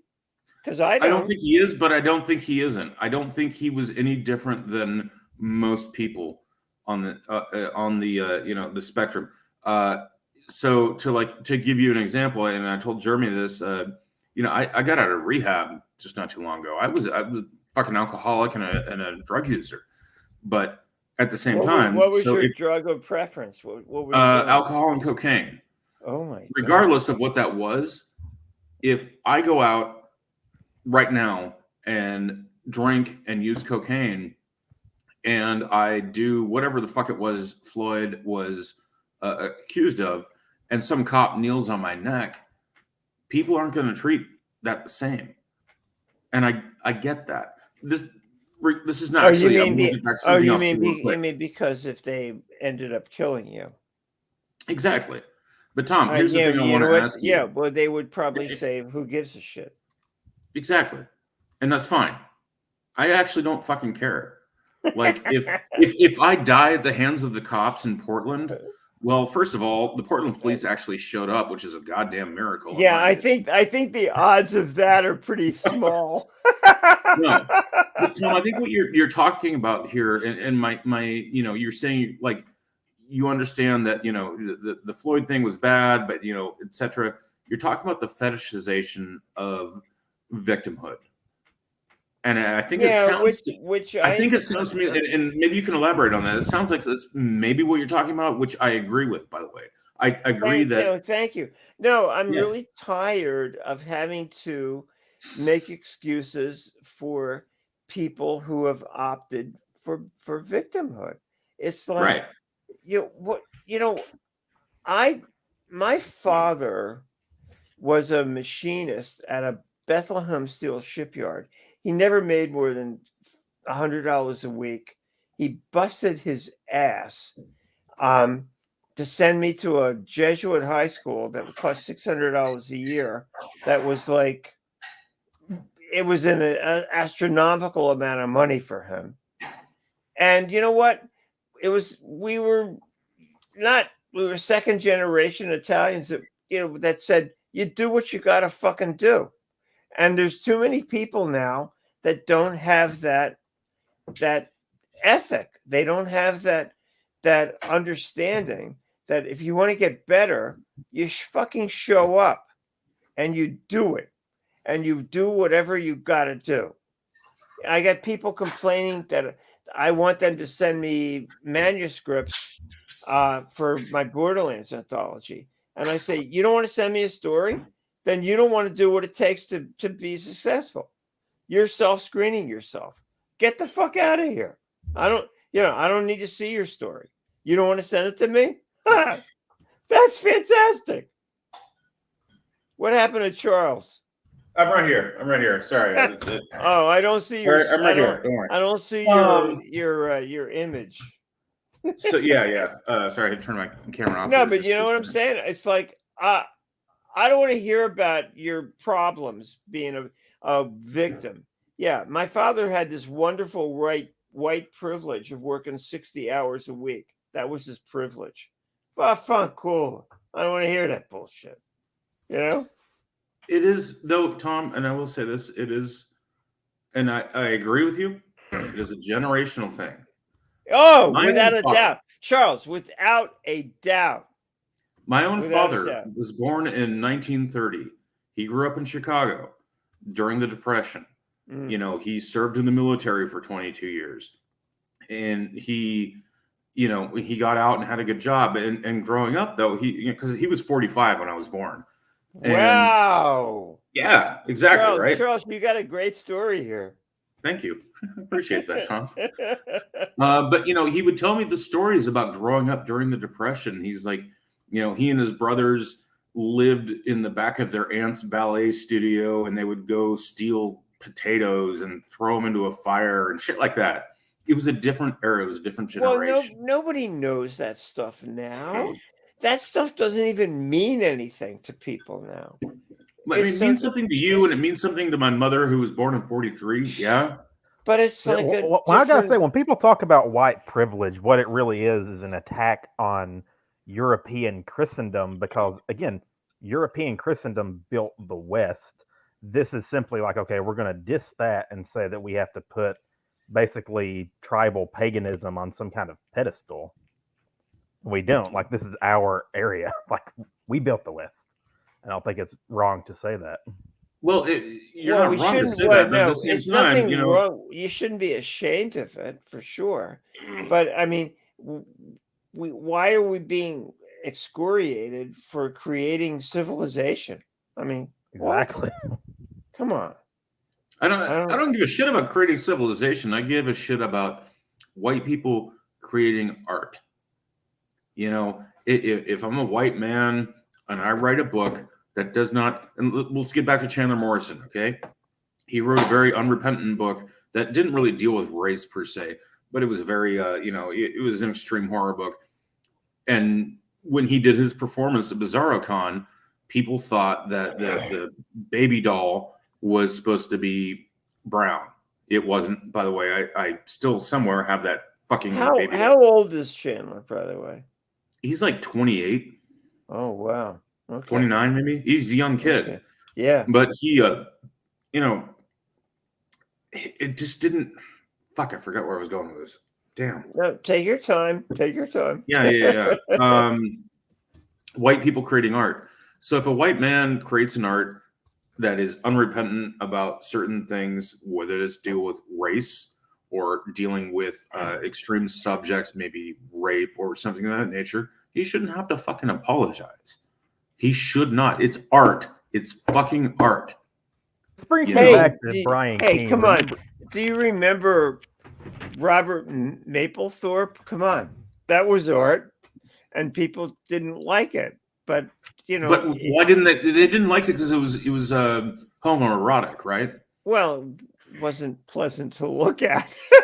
But yeah, I know the name. I didn't see the shit. Whatever it was. Yeah, I mean, I don't usually spend my time looking at pictures of guys with bullwhips up their ass. But you know what? That's okay. I'm cool with it. You know, Right. If somebody thinks it's art, I'm fine with that. But let me see if I can pull this up here real quick. People hated it. Robert Mapplethorpe. You remember him? I know. Yeah, I know who he is. Yeah, I also have to add, he made that shitty CDI game called The Flowers of Robert Mapplethorpe. He was actually a really good photographer. He was really good. But he decided that he wanted to be the next Andy Warhol, and you know, he kind of went off the edge of the world. But who wants to be the next Andy Warhol? I'd rather die. Yeah, Andy Warhol was I never liked his shit. Let me read you guys something. How many of you have read Bret Easton Ellis's book White? Anyone? I have not. I haven't, but I haven't read it because I was told by my friend that I have to read it. Read like a couple other things to get it. Like I recommend this. No, I recommend this book because is it an ebook or audio? I'm sure it is. Yeah, okay. I had the hard copy or the hardcover, but do you recommend read reading his other work before you read it? It's basically just like, you know, a bunch of essays about progressive ideology and things of that nature. And he Well, says it he's actually an interesting guy. I ran into him at a convention, a Thriller Fest convention years ago, really and Paul Wilson and I got drunk with him at a bar. So he's nice. actually a pretty good guy. Oh yeah, I mean, I love him. Yeah. So he writes Yeah. this. It says, "This is an age that judges everybody so harshly through the lens of identity politics that if you resist, oh God, resist the threatening groupthink of progressive ideology, which proposes universal inclusivity, except for those who dare not to ask any questions, you're somehow fucked. Everyone has to be the same and have the same reactions to any given work of art or movement idea. And if you refuse to join the chorus of approval, you'll be tagged as a racist or misogynist. This is what happens to a culture when it no longer cares about art." And that's, I guess My that's what I'm God, trying to say. that's absolutely brilliant. Hmm. That is It is. That is And like that's what I'm trying to say so here. I guess we're all wonderful. on the same page about this. That's wonderfully perceptive. I mean, I have not read that book, but I would hope that passage would have sang to me. You know Do what you I recommend mean? reading Easton's other books before reading White? Because I've had some people tell me that, and that's why I've not read it yet. Yeah, I've read some of his other stuff. I kind of like him. Because I mean, I've heard people because say that he he kind has of riffs off other stuff and makes and like well, references. and I'm colored by gotten drunk with him, but but his stuff is pretty cool. I kind of like what he's trying to do. You know, I've read Lesson Zero and American Psycho, and I love. I thought Lesson Zero was just so tragic. You know, Yeah, oh, but I blazed through that book in oh, like 2 days. I felt I carried the detritus of that emotional detritus of that book around with me for weeks. You know, Mm. felt Tom, I like you a lot. What do you mean? No, you're a very you seem like a great person, and I enjoy talking to you. So this is good stuff. No, I mean it's like that book really, God, it affected me terribly. I mean, and ways that I didn't want it to. You know what I mean? Let me I ask didn't want. this. I didn't want to feel. how- I didn't want to feel bad for this guy. I want to think, oh, you're just an asshole drug addict, but I couldn't. You know. Jeremy, you were going to say something? Well, Go ahead. how much of this online, Can I go get a little more bourbon, guys, and come oh back?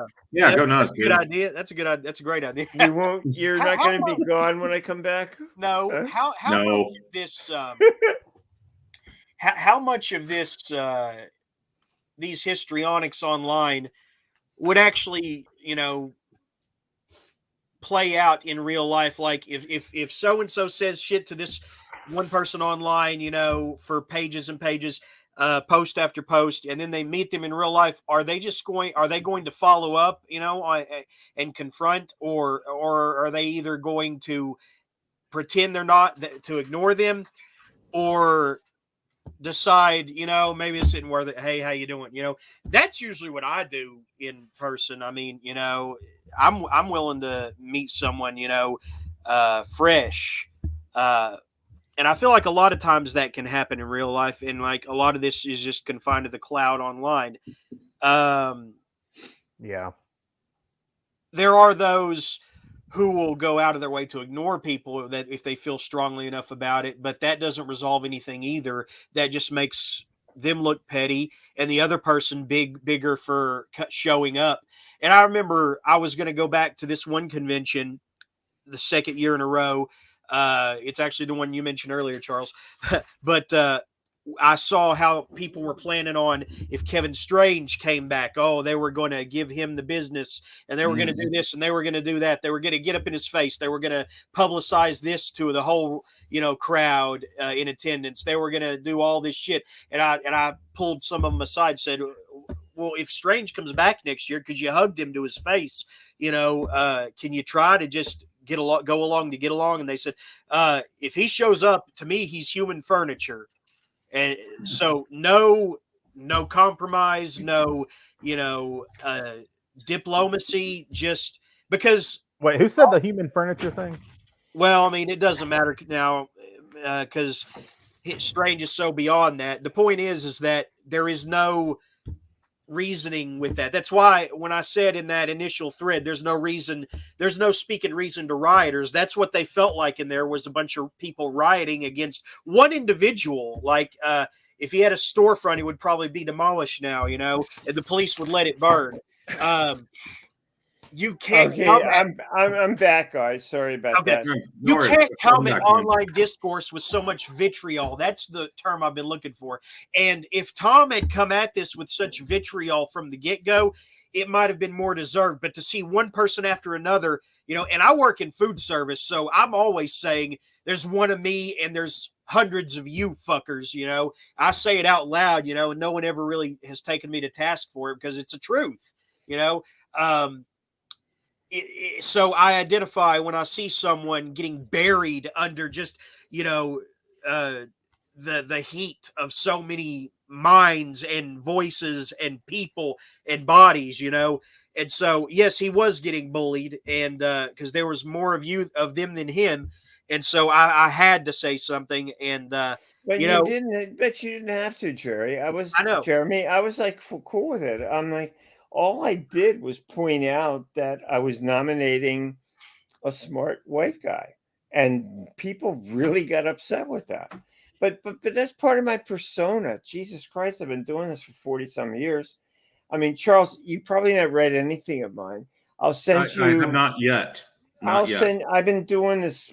God, I've done a lot of novels, a lot of anthologies, but I did this. I've been doing this column of opinion about writing and publishing for 40 years called the Mothers and Fathers Italian Association, and it's it's kind of a joke. It's kind of a snide thing, but it's I've tried to provide an insight into my experience in publishing.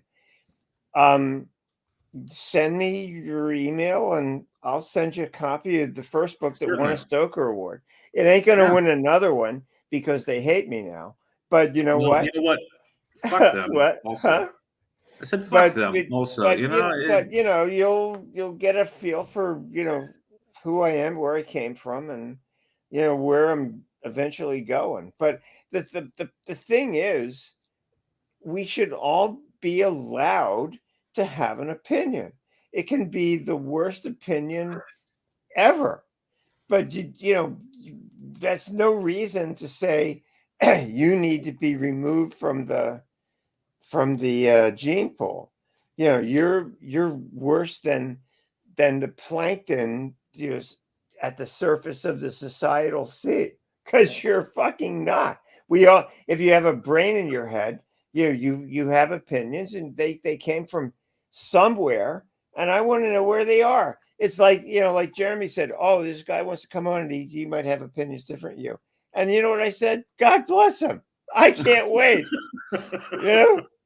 Here's the thing, and Charles, I'm so used to people on the other side of the fence, like writing me off, that I was worried this is where he's going to tell me to stick it, and that what, me? No, me, Charles. me.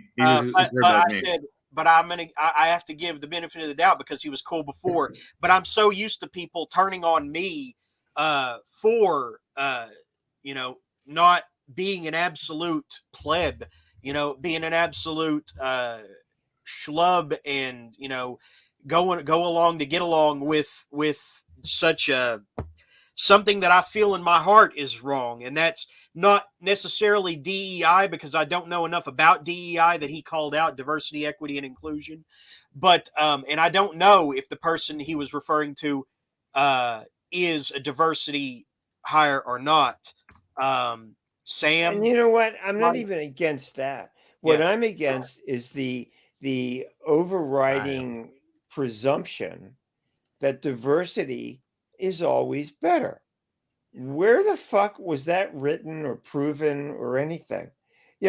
I mean, because you have an anthology that's got 8 women, 8 males, 3 Asians, 2 hermaphrodites, why is that presumed to be better than having an anthology of just regular old Americans? It's very easy. I don't get it. Where's Where's that coming from? I can elucidate where it comes from. I think, because I consider myself a bit of an empath. Most people don't see it, but I mean, I feel it every day. So, I mean, I know it's there. What it is I don't know if you're an empath, but you're definitely a cat guy. yeah, yeah. They outnumber me too. Yeah. But where it comes from is that these people, I guess minorities or people from other demographics that claim to be marginalized in one way or another. Without getting into all that, they say that they look back at the storied history of awards and publishing and everything, and they see a list of white names. Like this guy. Who's this guy? He's white. This guy. Who's he? He's white. And they're all male. And it's from very early on, and they can trace it up through the 60s and 70s, I'm sure. And they see, well, wait a minute, what about all those people who died without being recognized? And I get that. And we I can't absolutely do. I think it's cultural. I mean, we can't go back and change that now. No matter how hard we try. It was a product of that era. Now, Here's the thing. You know what I see real quick? Let me just jump in and then we're going to go smoke here. When I hear, You're going to smoke what? You're going to smoke what? When I hear about people like saying, oh, yeah, we can't, you said we can't go back and change that. You know what it reminds me of? You remember 9/11, right? We all remember that shit. Yeah. And they digitally removed the Twin Towers from fucking the Spider-Man movie and a bunch of fucking movies for years. Oh, that was why are you erasing history? That was like, I understood 9/11. it, but it was fucking dumb. Anyway, I'm gonna smoke, so I'll meet you guys back here in a few minutes. Just a second. Oh, wait a minute, Charles. Where yeah, are you? go ahead. You're gonna, Charles. You didn't finish that. You're gonna smoke what? Cigarette. Yeah. Okay. Jeremy smokes the marijuana on camera, and I can't handle it. I wish I could. I'm sorry. I didn't mean to trigger you. No, you didn't trigger me at all, dude. Okay. I wish I could smoke weed, but I can't handle it. No, I hate it. I can't smoke it either. I can't stand it. Oh god. I'm a bourbon guy. Yeah, I'm a gin guy. I'm drinking scotch tonight, but it's the worst scotch ever. I was telling you guys about I was in rehab earlier. Yeah, it didn't work so well. So I'm gonna go smoke a cigarette and drink some gin. No, seriously, this stuff I'm drinking is called the Famous Grouse, and it's the most vile scotch I've ever had in my life. Well, you know what I'm trying right now that is absolutely amazing. I don't know if you guys are into Southern sour. Yeah, I'm into bourbon. I actually went on the bourbon trail this year. Okay. Well, yeah, I am too. Bourbon's my go-to, but I tried for the first time. It's called Heaven's Door. Oh, that's my favorite. That is my favorite whiskey. Oh my God! Yes, Jeremy, you know what it is? It is. Well, because it's from Tennessee, they're not allowed to really call it bourbon. Yeah, they're supposed to call it sour mash unless it's from Kentucky. But it's Bob Dylan's personal distillery, and it's called Heaven's Door, right? Knock at Heaven's Door. It is, Jack, is it incredible or what? Oh, I love it. It's my favorite. Oh my God. It's so smooth, and you can drink it. I mean, it's dangerous. Oh my God. Jeremy, can I ask you a simple question? Sure. Have you ever run your finger up the inside of an 18-year-old girl's thigh? Not an 18-year-old, no. Why? Well, if you had, I don't need to tell you how smooth this is. It is a very smooth whiskey. It is amazing, right, Zach? It is amazing. I had very little expectations for it. I said, "Oh yeah, it's some bullshit celebrity." Yeah, exactly. Booze. Bob Dylan had a distillery. Yeah, Vafankula. But guess what? It's really good. It is. I would the same exact experience because I'm right. Literally, I got it because I'm like, oh, it's probably going to be cheaper because it's the freaking Bob Dylan, whatever. But no. Oh yeah, I expected the worst. Have you ever had Woodford Reserve? Oh yeah, That- I like Woodford. Ew. I Woodford. Yeah. Woodford's probably my second favorite. I went I to like the Woodford. distillery I event use recently. if I'm doing a bar Manhattan, I'll get a Woodford Manhattan. I But never really get Manhattans. I'm more into old fashions or just bourbon on the rocks. oh, I love a Manhattan. But Doc- anyway, if I go to a bar, I'll get a Woodford Manhattan. I think Woodford is great. A buddy of mine's really into this Angel's Envy, Oh, and it's good too, yeah. yeah, but you know what? It's so expensive, and I don't see the difference. Oh, Heaven's Door's better. There's no comparison. I agree. I agree. Heaven's Door, fucking Bob Dylan came up with a great bourbon. Yeah, now as far as a distillery tour, that's one I want to go on. The Woodford one was good, but the Heaven's Door, if they do it, I'll See, eventually do it before I I've die. never gone on the distillery tour. A friend of mine did it, and he thought it was incredible. Oh And yeah, it's nice. I mean, if you love bourbon, he went through the whole Kentucky tour, and he thought it Yeah. was amazing. it is. Yeah, but I never did it. When I do drink on the rare, well, very old Jeremy, Bart. go ahead, Jeremy. I'm here. Well, I mean, I don't. If this is gonna get Charles in a mindset where, I mean, he's been in recovery, so I mean, I No, don't. it's okay. Okay, well, very old Barton is what I drink on the rare when I do. Oh yeah, it's good. I love very old Barton. It tastes like lighter fluid, though. I mean, I've never had it. I've never had it. I like it. I'm a lightweight when it comes to that stuff. You know. Is that a bourbon or something? Or Yeah, what is it? yeah, Yeah. definitely. Yeah, it's a very strong bourbon. It's not. Oh, I smooth, think but I think it's incredibly harsh. I yeah, think it's it oh burns. my god! And that's your go-to. Oh. Well, when I drink, yeah, because I mean, I figure if it's that going to be taste that harsh, it's got to be strong enough to make me feel good, you know. Hey Jeremy, Yeah. with all the Oh books my I've been buying God. from you, use all that money to buy a bottle of Heaven's Door. Oh yeah, absolutely. Heaven's Door is a revelation. I was so shocked by. I was expecting to get ripped off by some celebrity bullshit, and it was like unbelievable, right? Yeah. Jeremy, when you went to Bizarro Con, that was what, 14, 15? 2014. All right. Did you drink the Malort that Michael Allen? No, Michael Oh. Ellen Rose trumpets that out every year. It's like an initiatory thing now. I remember he got Danger Slater and a bunch of other people to drink it, and it has a very singular taste. From what I are you familiar with it, Tom? Gibson's No, Malort? do they move that convention around, or is it always the same? Oh, No, place? it's it's always always at at- Edgefield. Edgefield in Troutville, Yeah. Oregon, like right Yeah. next door to Portland. Yeah. It's like Oh 20, my 30 God! minutes east of Portland. Is that who's running that? That's not Rose O'Keefe.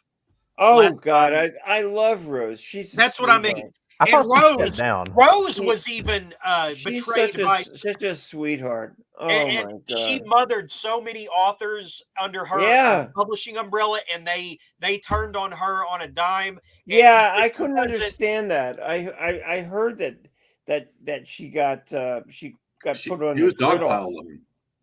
But She was she's dogpile on, you such know?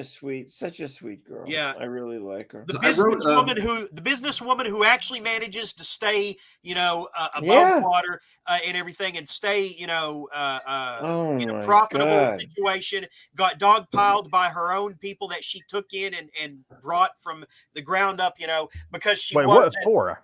she wasn't, what's And the term? and She yeah, and wasn't- you know what's the terrible thing? She championed a lot. I mean, as a editor, some terrible writing, but she got behind some of these guys, You're not wrong. even though Yeah, you are not they wrong at all, man. hadn't made their fucking bones, but she stuck up for them, and they did the old Caesar in the forum thing. Got bone, bone. But they only fucked themselves, because Oh, That's horrible. so. I wrote a Absolutely thing horrible. recently. yeah. I wrote a thing recently which I have not actually published yet. Well, it's just an essay, but it's how to make how to fix a broken scene, as I said. Oh. And It's basically, Jeremy, I think you saw this thing, my Are you Wonderland talking? Book Awards you- recap you- that I did back in Are you talking November. film or writing? What's that? You talking film or writing? Writing.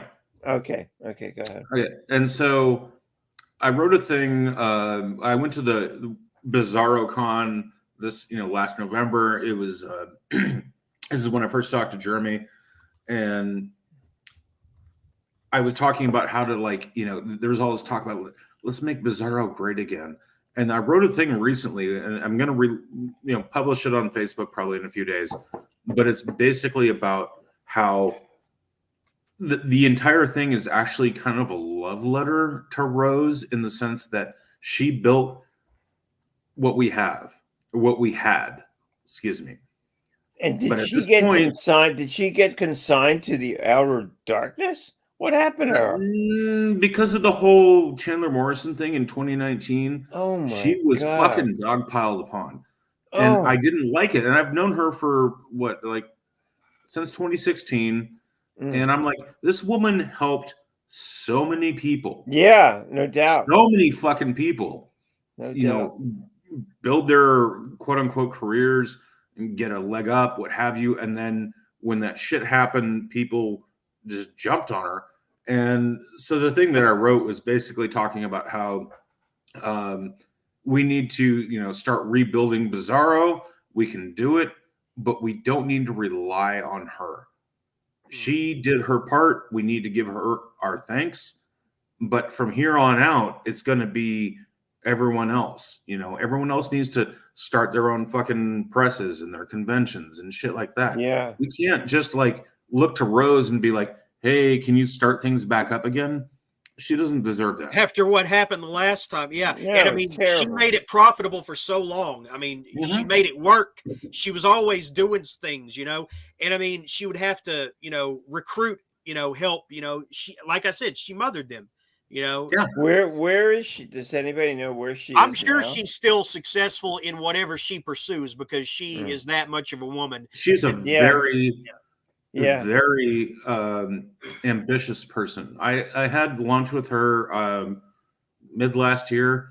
She's still in Portland.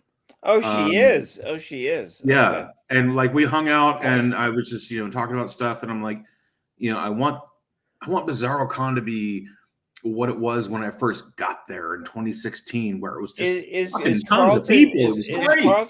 Is Carlton still involved, or did he? Oh yeah, he is. They're they're still married. Eraserhead still publishes Carlton and other authors.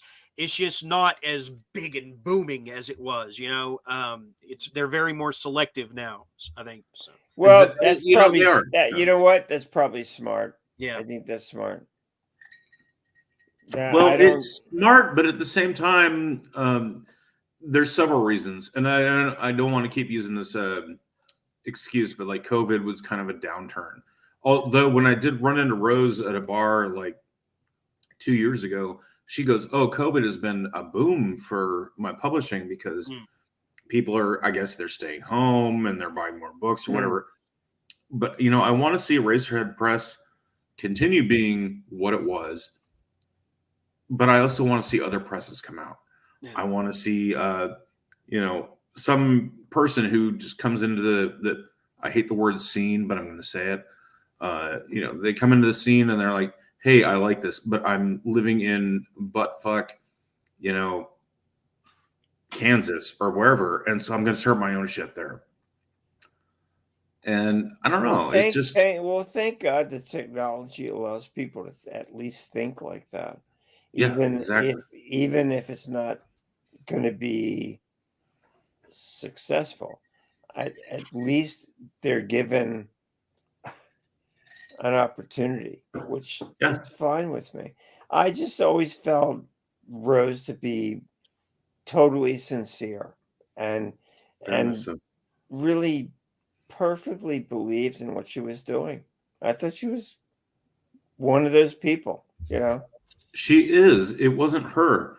It was the people that dogpiled upon her. Oh yeah. Oh yeah. And I'm not going to name names. Jennifer Robin, who really started a. Wait, who? Jennifer Robin, Who's that? who really sparked that whole thing after what did they call it, Babygate or something of that nature? Dead Babygate.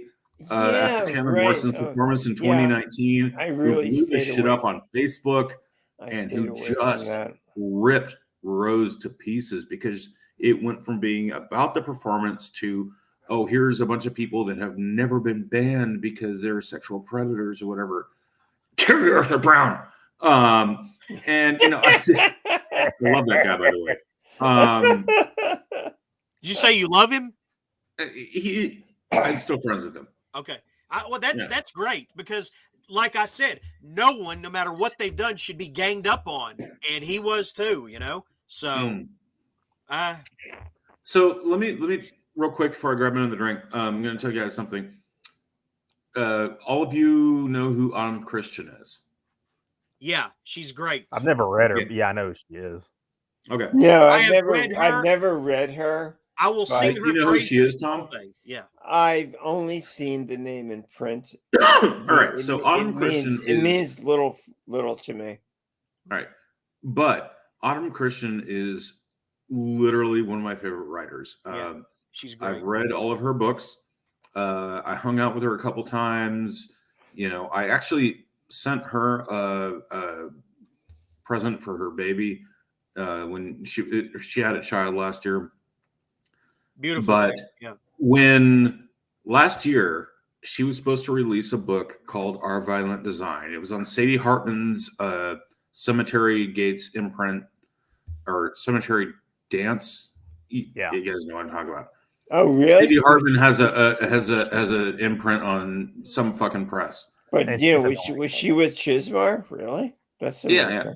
And so when that around the time that it happened, a couple of people, I won't name their names, Jeff O'Brien was one of them. Oh yeah, that guy can get fucking.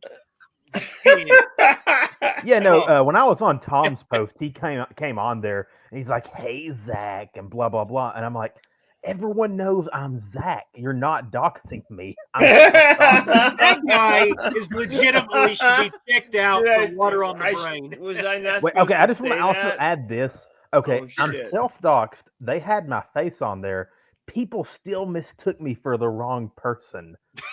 Like literally 3 different people they thought that I was, and I'm like, okay, I'm just gonna go with it. I didn't know I was not supposed to address you. Holy shit! No, let Charles finish his Autumn Christian story because that sounds because I want to find out what happened. What happened was basically a couple of tweets that Autumn had made about 6 months prior. One that allegedly was a turf tweet. She said gender is sex. And Autumn is known for hot takes. Whatever. Gender is sex. I don't know what the fuck that means. And another one that allegedly, and I don't believe it, endorsed pedophilia, where she was like, children can consent, and there was some other shit. And I'm like, and people someone dug this out. It wasn't Jeff O'Brien, but it was someone else. But he dogpiled on her.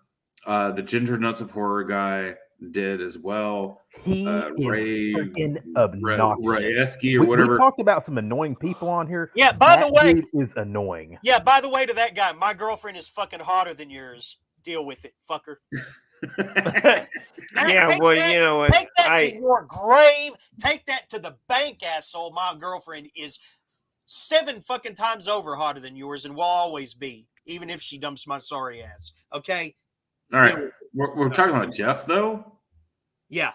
Oh, yeah. Oh, I was talking about Jeff and it's his wife now. I met them in person. They invited me to their fucking wedding reception here in Portland. They got married at a fucking donut shop in Portland. Oh, really? I'm not even fucking joking. And Jeff, you guys, because I was a fan of his books at the time, he's like, do you want to come out to my wedding reception? It's at a barcade called Ground Control here in I love Ground Control. Oh, yeah, Ground Control is great. It's like a 2 or 3 story arcade, man. Yes, it's fucking amazing. So I went out and I hung out with him and I loved him. And then After that, I started seeing his unhinged histrionics and his narcissism. That's not the point of the story. No. The point is, when Autumn, these people started bringing up these tweets, and Sadie had to cancel her fucking book, Our Violent Design. I was like jerking off, ready for this book because I love Autumn so much. I love her fucking books. Fuck, where was it going with this?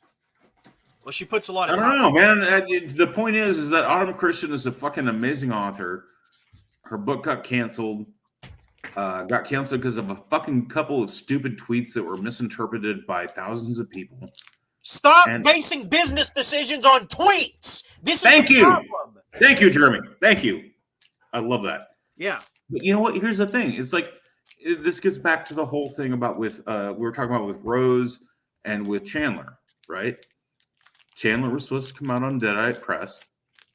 A bunch of people piled on Rose, and I understand. I don't agree with, but I understand Rose's decision. Be like, I have to cancel this book, and I have to unfortunately fire Jeff Burke, who stood up for her. I'm sure that was a hard decision for her. Yeah, and the nice thing is that Rose and Jeff are still friends. Yeah. You know, but it's like, you know, Jeff was at the Book Awards this year. But I wish that's that kind of fucking mentality. I wish I had come along a few years earlier, so I would have had more time to see them in their golden years instead of when they have been consumed by this amorphous blob of political correctness and wokeness or whatever. That it's like I don't even know them anymore, and I didn't know them for long. But I wish we had known each other long before all this extremism creeped in. And now we see that the government has been massaging this, these political tensions through social media for years. And like it's a surprise? No, No, it's not. To what end? Depopulation? I don't know. Is Deadeye Press still around, or are they done? Oh yeah, they are, because I think they're the most profitable out of Eraserhead and Deadite and Fungasm. Deadite is the most profitable. Oh, good. Because they were publishing Brian Keene. They were publishing Edward Lee. Your cats are fighting, Jeremy. It's hilarious. They Wait. were. They were just batting at each other. Sorry, go ahead. Break it up. Sorry, Okay. Tom. Go ahead. You were asking. They're still surviving. That's good. I'm glad to hear they that. are. They're still surviving. Now, like if Brian Keene or Edward Lee or any of these other guys pull maybe Edward Lee already did, I can't remember, but if they were to suddenly pull, their back catalog, Deadlight might not be doing so well. Really? I don't think that Edward Lee did. I know that when Jeff Burke originally got fired and he was trying to start his own press, that Edward Lee did a thing where he's like, I'm publishing my next thing with Jeff Burke's press that he was going to start, which I don't think ever happened. I don't think that ever happened. Right. It's a shame it didn't too, Yeah. I'll be right back, gentlemen. Yeah, keep talking. So this conversation. Somebody wrote in the chat, any writing tips for someone trying to write a book? I'm no one to talk, but I guess the advice from you, Tom, would be, I imagine it would be some kind of version of tell a story with a beginning, middle, and end, right? Well, just do it. I did do the complete idiot's guide to writing a novel, and it has been a very successful book for me for many years. Although the company that published it originally, Alpha Books, they sold the rights to Penguin, and Penguin has pretty much put it in the tank. So I don't sell like I used to. So you don't get royalties for that, though? I still do, but they weren't like they used to be. They used to be crazy. But you would think they would be crazy with Penguin owning them, though. I mean, well, but if they don't publish no. Penguin sold it to some other outfit. Oh, okay. But no, we used to be the competitor to, it was the Books for Dummies and the Complete Idiots Guides. And I sold, oh my God, I used to sell like 20 or 30,000 copies a year of the Idiot's Guide. And all of a sudden, I'm not selling much of anything. So who knows? I don't, you know what? At this point in my career, you have to say, ask me if I give a shit. Because, been there, done that, had a lot of fun. And if somebody wants to put your book in the tank, you don't have a lot of control over it. It's going to happen. And my Idiot's Guide sold really well. I got tons and tons of reviews on Amazon, some good, some not so good, which is what you hope for, So, yeah, go buy my Idiot's Guide, whoever that person is. You'll learn something. You might not learn as much as you want, but you'll learn something. Remember that one comment at the end, near the bottom of that circling drain, where it said, the guy said, well, I've never heard of Thomas Monteleone before today, and now I've never read anything by him, but now I definitely won't. Fucking dork. Nobody gives a shit. Person's like the Uber faggot. Go tell about it on Goodreads, No, I mean, for every one of those nooks, I've got 100 people buying my ebooks every day. I got 40 some books in backlists on ebook. My monthly ebook royalties are ridiculous. Yeah. So you know what? That guy, yeah, you don't want to read me? Fuck cool, pal. What do I care? Yeah. Oh, you don't want to read me? Oh my God. You know what? I'm gonna go prostrate myself before the statue of Saint Teresa and beat my breast. Get out of here. Come on. You mentioned, Charles, you mentioned Autumn Christian. When I read Cricket God Machine, which I still think is her best, I was blown away by just the episodic nature of it and the surreal, whimsical feeling. The mother who was sick and had a TV implanted into her brain, and the hag hanging out at the edge of the swamp that devoured children, and then the religious cult in animal masks, and the brother who's a part of it or a president or tied to that somehow, and how she has to get out there. It was all amazing how it all tied together. I mean, We Are Wormwood, I remember the language was very flowery, but I remember that more than anything, but I also remember the plot being pretty strong there too. It had something to do with ending up I can't think of a better term right now, but an asylum or a crazy house. Mother, who was a great storyteller and would come in with antlers, and tell stories. There's another Autumn Christian fan. See, yeah, Autumn once said, "You just have to get so good that they can't cancel you." Well, they may have canceled a book, but they haven't canceled her. And you know what? She's doing better in her real life than chasing all this clout in communities anyway. And really, to be so closely tied to the author community, to be more tuned into that than your imaginary world and your own real life, I think there's a problem there, like some people do they're more community savvy and they do that more than they actually put their fists to the keyboard, their fingers to the keyboard. Well, some people fist the keyboard, I take fists to the keyboard more these days. But yeah. Don't be more community savvy than you are, storytelling savvy, imaginary world savvy.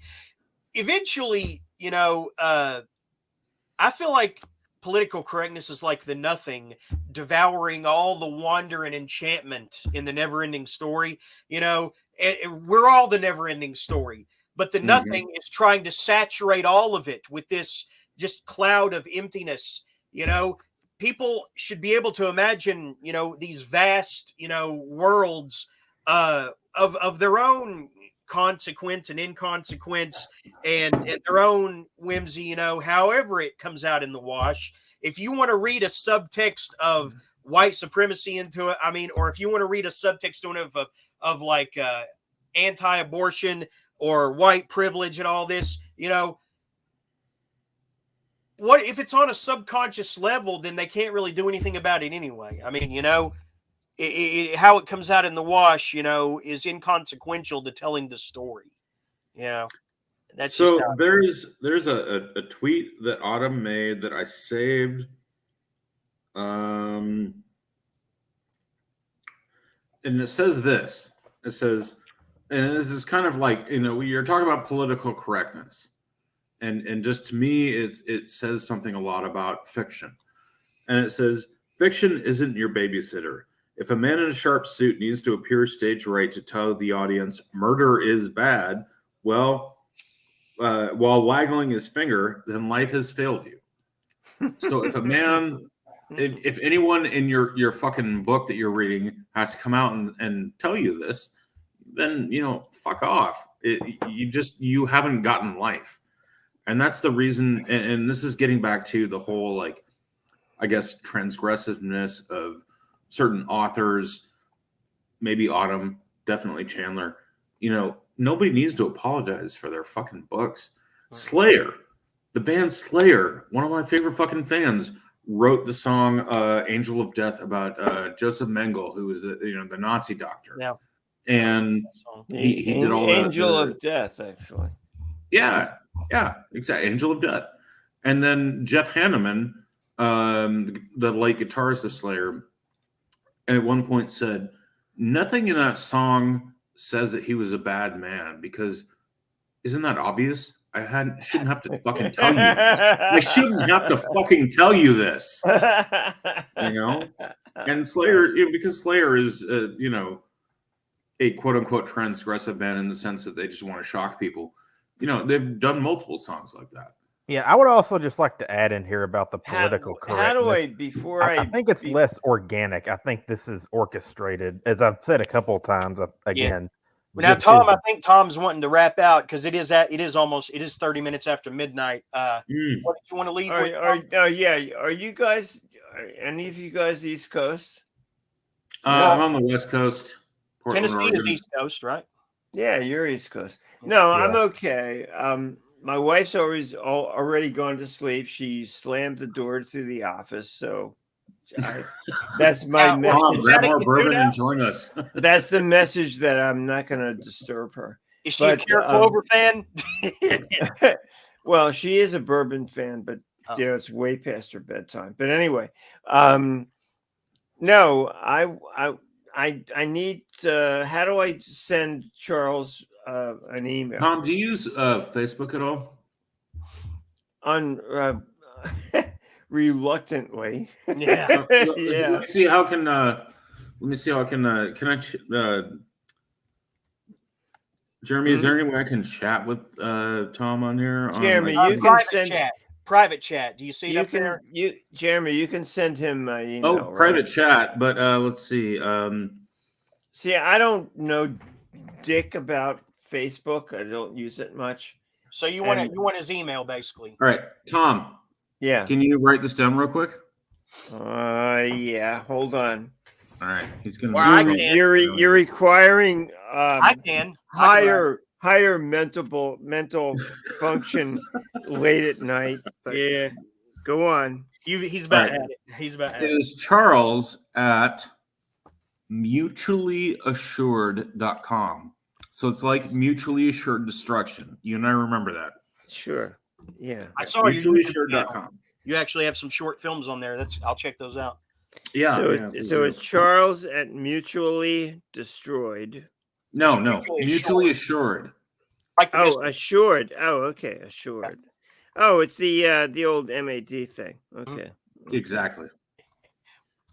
Okay. And I'm also going to read some of your books too. So, No, I'm going to send you one that you might have fun with. Oh, thank you, sir. I appreciate that. Mutually assured. Go on. Yep. .com. .com. All right, Charles.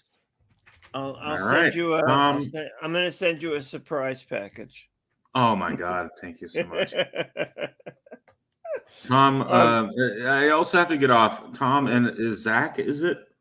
Zach, well, yeah, Yeah, it is. he Zach. likes to go by that name, but Well, Well, it's the this is just my yeah, pen name. Like everyone can call me Zach. Like but I tell people he's my name is Zach. basically What do you want to be called, man? Zach. you like you being called Zach. the peasant, right? Yeah, the peasant. Yeah, the Protestant. All call me right, peasant. Zach Peasant Yeah, and Tom just call me and Zach. Jeremy. Thank you for letting me back on here. I would love to be on here more often because I love talking to you.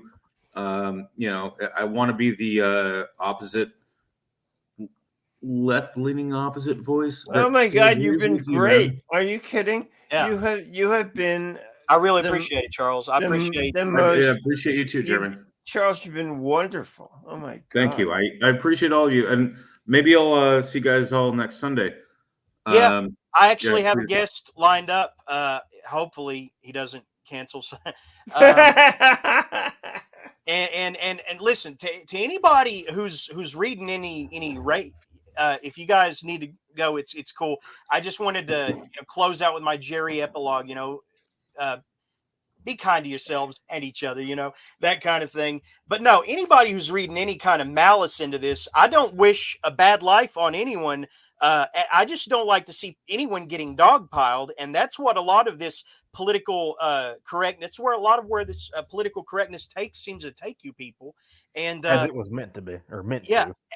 and the more I see of it, the more I see you being more vicious than the people you're attacking. And when you're dogpiling one individual, I'm never okay with that, no matter what they've done. There are. It's just. It's like there's this guy who was on To Catch a Predator, doing something he shouldn't have been, and Chris Hansen confronted him, and he ran out of there, and he got arrested, and crying and all this. To this day, people have YouTube channels devoted to making fun of him, and his name's Lauren Armstrong, and they have infiltrated his life and made him think he has this girlfriend across country who's going to move in with him someday. And I feel sorry for the guy, even though he made horrible life choices, because people can go to these lengths to make their life a living hell. I don't even like to see him getting bullied the way he has. So, and I don't underscore or underwrite or co-sign what he's done either. It's just at some point, you have to move on and leave it alone and try to live your own goddamn life, tend your own goddamn house, and that includes you watching, Bradley. I hope you got all this, but I don't wish any bad on you either. I mean, I wouldn't care if you got, a dog fucked, but no, I mean, that's just what you've reaped, and what you're reaping what you're sowing. If you Yeah, I'll wanted pray for all these people that they can come to Christ. anybody that wants to come and talk to me like a goddamn human being, I'll let you on, and then you can screech and it'll be entertaining for a few minutes, or we can have a measured discussion. But this dogpiling don't get it, and wham, patriarchy isn't going to work forever. Eventually, you're going to have to saddle up, and get it together, and like I said, you can't kick me any lower than where I am right now. But I mean, so I don't throw white privilege at me. You probably have it better than I do right now, with all these programs and charities and whatnot, boosting you up and everything. And that's okay. I'm not, envy is a sin. That's not what I'm talking about. But if you have to step on people to get there, I don't like it no matter who you are. Tom is not stepping on anybody. Okay. He's just not a fan of how the award ceremony went down. And he is, like, as he said earlier, given his bones. Was that the term, or paid your dues? When we Italians call that making your bones. Making your bones. Making his bones. That's but right. that's okay. And he But did. no, but you know what it is? I don't feel like I need to apologize for having an opinion that might be different from somebody else's. I spent 2 I'm years okay with that. I spent 2 years apologizing. Some things I wasn't really sorry for, but to show, some kind of diplomacy, and I get back scorn, derision. I understand, man. I don't wish any bad on you, but I can't be associated with you and all this stuff, So, and other people who were warm and receptive to it, and I appreciate them. But I spent 2 years apologizing mostly to indifference, they don't have it into them to forgive, and that's because they lack spirituality. And then there are people who lack spirituality who are willing to forgive. Like Charles, you're Well, probably not religious, right? But you understand yeah, where but there's a lot. I'm not a There's religious man, but I understand what you're saying, no, Jeremy. I'm not terribly religious, but there's a lot of people that mistake kindness for weakness. yeah. And you know what? Yes, I'm thank an you, Tom. Italian guy. You only do that to me once. Okay, next time, it's not weakness. You're in trouble, pal. That's just the way it is. Nice, Tom. I'm gonna be nice to you Thank the you, first time, but not the second. Okay, Mhm. there you go. So if you need a target, thanks, Charles. Anybody who needs a target, if you have to blame someone, you can blame. No, I would never blame an individual. I would Perhaps the devil. blame a cultural movement, a cultural malaise that is it's a juggernaut. It's really hard to go against it unless you open your eyes and open your mouth and not be afraid to get, grind up in the gears. Here's the thing: And a lot of people don't want to do that. Who wants to give an award to someone who's spent their whole life complaining about being overlooked? An award is supposed to come. You at least need to feign, surprise, even if you knew it was coming. I mean, that's I don't watch a lot of these phony award ceremonies anymore, but I mean, I at least get that you should have some measure of humility to you when you accept them, and you shouldn't spend all your time complaining that you got overlooked for this or that, like Kanye coming on the stage. And Kanye's on our side of the fence now, or trying to be. And so it's odd to see how people can go from one side to the other, vacillate so extremely, over the years. It just goes to show in a bipedal political system, how fast one's values can shift on, I hate to have to say that I love Kanye West now. I never thought I would he say went up that. on the stage, and said was it not Taylor Swift should have won, but someone else should have won. Who was it? I can't. Beyonce, I think. Yeah. Beyonce should have won. He was lame very then. He's better inappropriate, now. unless it was staged, to drum up, intrigue. Very inappropriate for an awards ceremony that's supposed to be, casual and not even casual, but kind of elevated, dress and reserved and humility and everything. Thanks again, Charles. And no one wants to give an award to someone who spends their whole life saying why they should have gotten it instead of this person, because those people can turn around and nominate you later if you show respect, and you will get respect. Somebody asked earlier, and I wanted to bring them on. They kind of touched me with their story and their the way that they approach this, but they said, and I want to close on this because it is getting terribly late, and I didn't want to be live for this long anyway. But they asked, when should what about all the other smart guys who aren't white? When are they supposed to get their just due?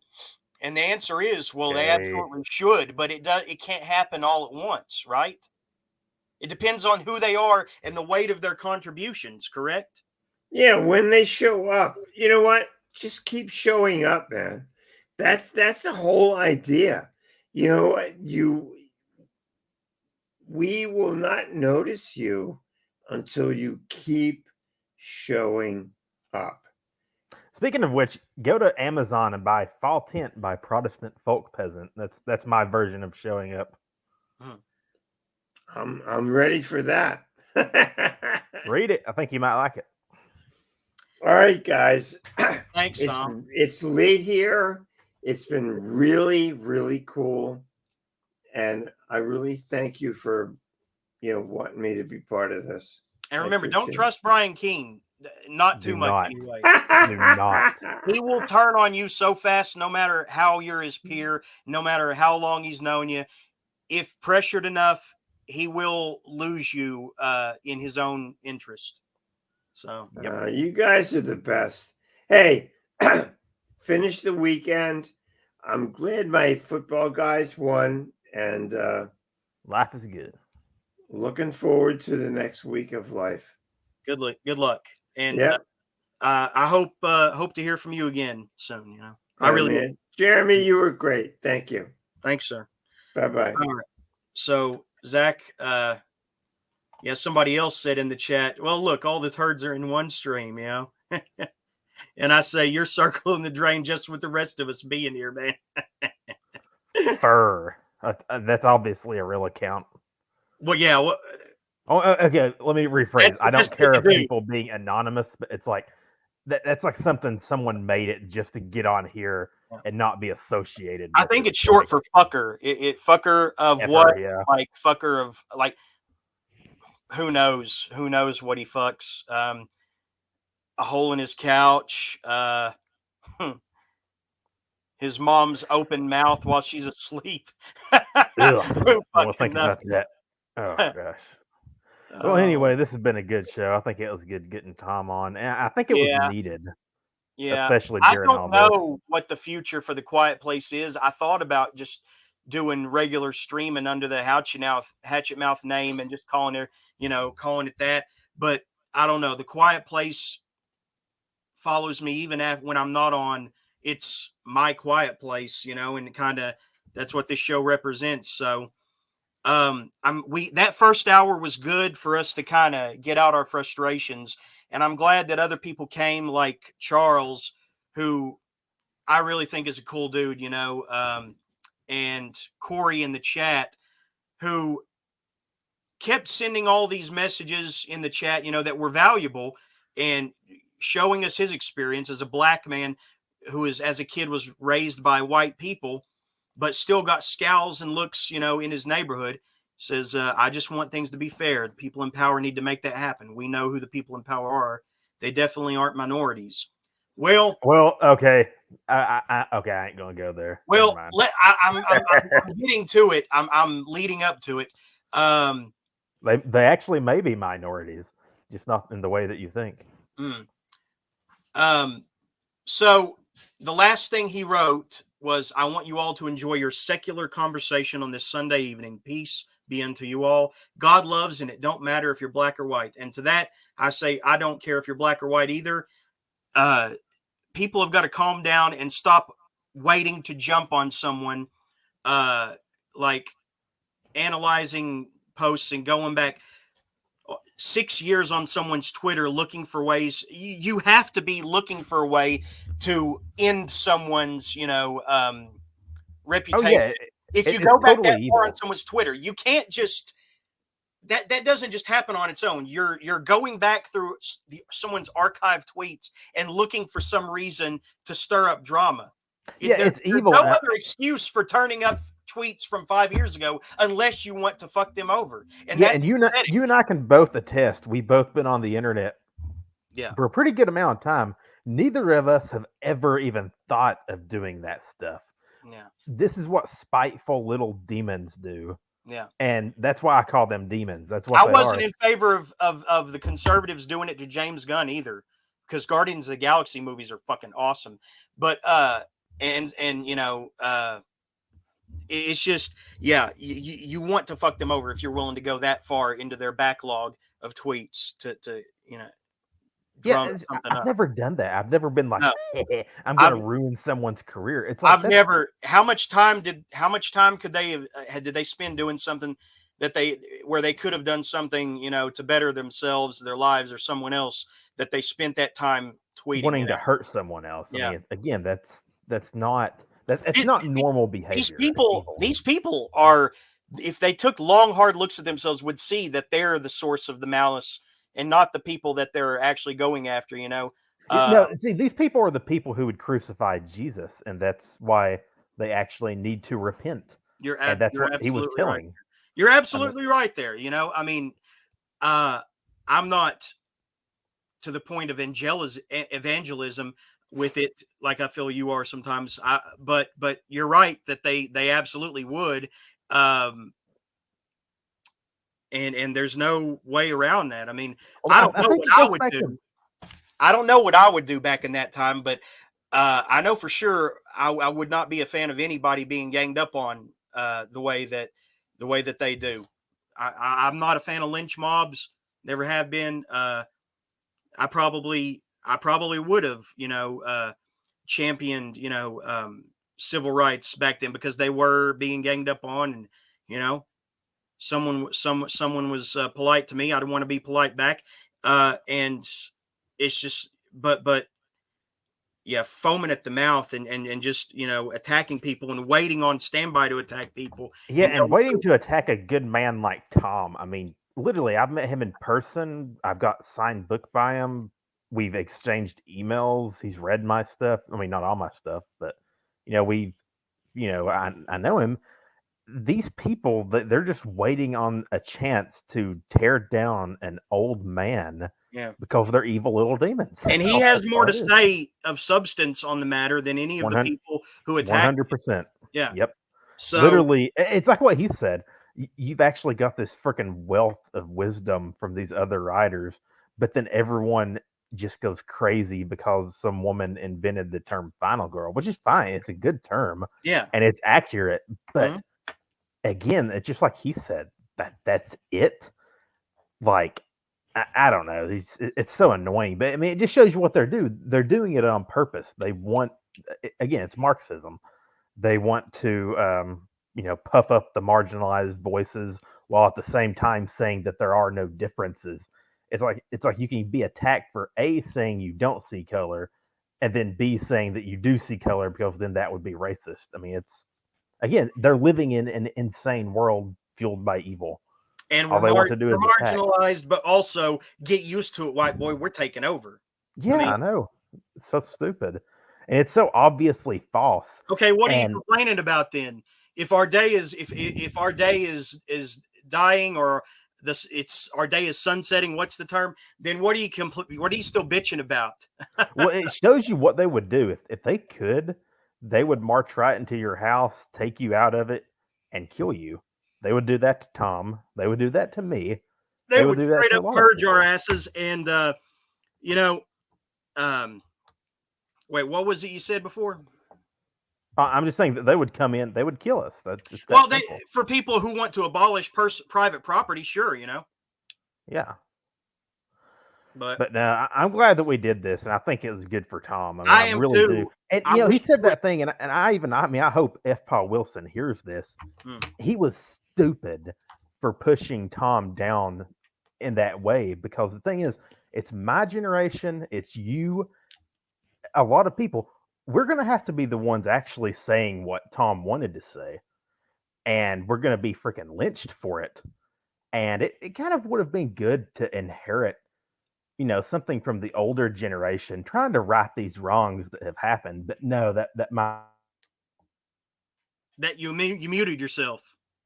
I did not mute you. You muted yourself. Go ahead. how much of that little mini rant did you hear?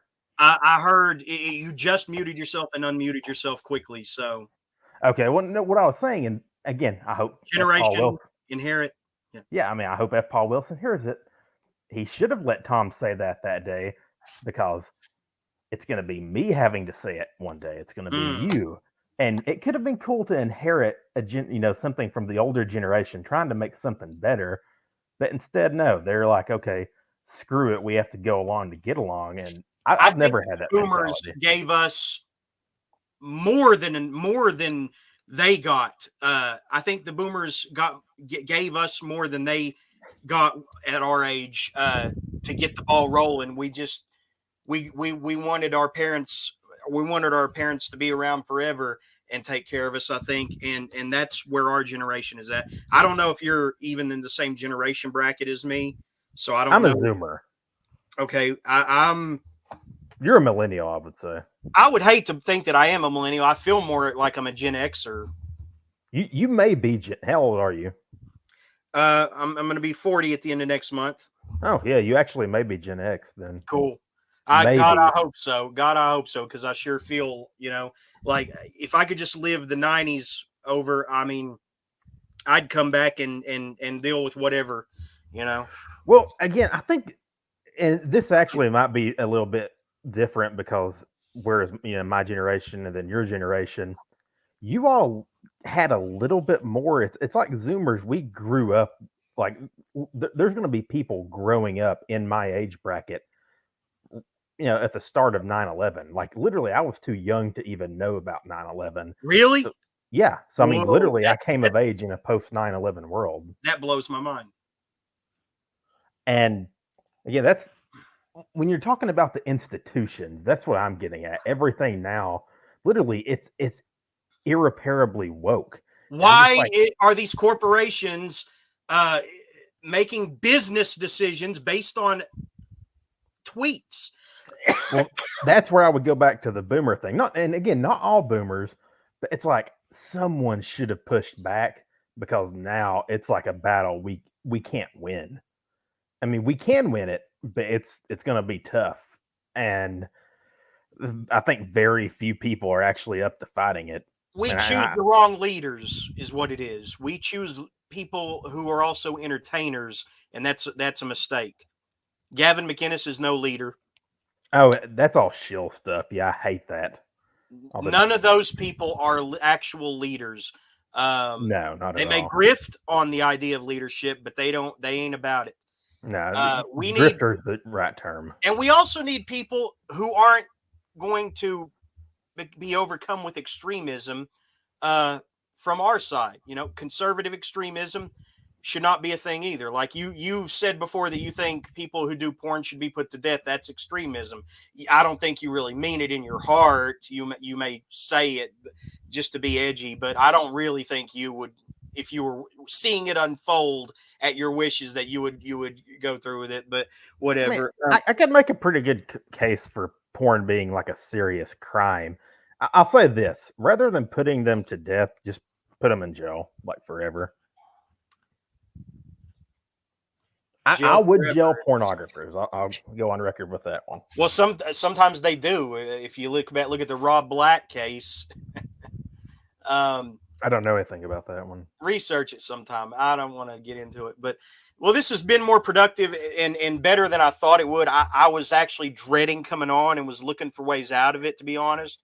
Not because of you, but just I didn't feel like doing it. And I told Ben and Gregor, I've given Ben and Gregor the night off for like 4 weeks in a row because I just haven't felt like streaming. Well, this is one of those instances. It's like no one wants to oh yeah, everyone's coming together at a funeral. I had to, and I actually had an argument with someone who's usually on these streams before. Slight argument, more like a disagreement, I guess. Who felt like it was a bad idea to proceed because I've had a major depressive episode lately, which is true, but I kind of had it out with him for a split second because I wanted to do this at all. And how they thought you were wrong and Tom was wrong. But I felt in my heart that I had to do this because I don't like seeing anyone bullied. I didn't like seeing anyone bullied throughout grade school, in high school, ever. I would always go out of my way, to go to people who were being bullied and be their friend, So, but I've never liked nagging either. So don't, if you're being bullied, then, go to someone that can help, but don't nag me because I'm not, on standby for you, and don't go back through my tweets 6 years, and certainly don't hang out on my Goodreads to be read pile. That is like thousands of books strong, thousands of books. Freaking Goodreads pile is insane. Okay, and cherry pick, a few things that you disagree with. That I probably will never even get around to reading. Okay, so you're talking about Bradley with the anti-Holocaust thing. Yeah, I totally don't give a shit about this still, and I totally don't give a shit about trying to justify it to him. Why did I The put dude those? has a freaking. Why did I put those books on my to be read pile? For the same reason I put your books on there, Bradley, because a curiosity, wanting to see what was written in between those covers. Okay, period. Take it as however you want, but period. He that's went insane why. about it on that thread. I Yeah. don't know if he had you blocked. I or don't not. have to justify my TBR pile to you, no matter what it is. If it's the Satanic Bible, if it's the Alchemist Cookbook, fuck you for having the gall to think that you have a right to an explanation for that. You don't. You don't have a right to my medical history. You don't have a right to tell me I have to take a shot. You don't have to tell me a goddamn thing. You tend your own goddamn house, weasel. Get the fuck out of my life. And if you ever come here, okay, and you want to make it personal, okay, I can't kick a lot of asses, but yours might be the first. Yeah, no, he was going Said that insane on because that thread. this will probably get struck down now because he's that much of a coward and a weasel. But I never mentioned his last name, so yeah, yeah. And I'm tired of my co-host trying to talk me down from either A, apologizing to people and trying to make it right, or B, taking out my frustrations on these people who won't let these issues die after years. It's up to me to let it die when they go on and on and on, and they still show up in my chat just to offer these bullshit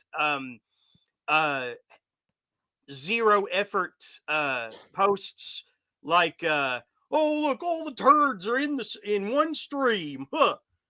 Yeah, I mean, our enemies are not very bright. What does that? That's the best you had to, at least. Now this guy actually had something to say, okay, and it was of value, and I offered him the link several times, but he closed with "God bless you." Now that's something I can I can make something with that. That's something that's actually valuable. But this, I mean, that doesn't even get under my skin. So whatever. It's almost 1 a.m. I don't know what you have to do tomorrow, but I've got some books to ship out. So yep, I got to go to work. Thanks again. I've got several more books on there if you want to buy. I know you're not a human ATM, but anybody interested, I've got plenty of links to my eBay set up on my Facebook. I'm putting everything that I've already read or viewed on my shelves on eBay. So a lot of good stuff, and I can probably be talked down on the price a few times because I'm that desperate. So, all right, later, everyone. I don't know what the future holds for the Quiet Place, but I do have a guest lined up as of now for Sunday, and I won't say who so that the Whisper networks won't get to him.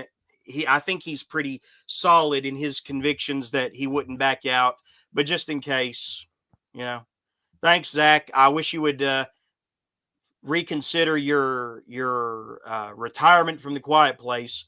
But huh? I said I will. You will.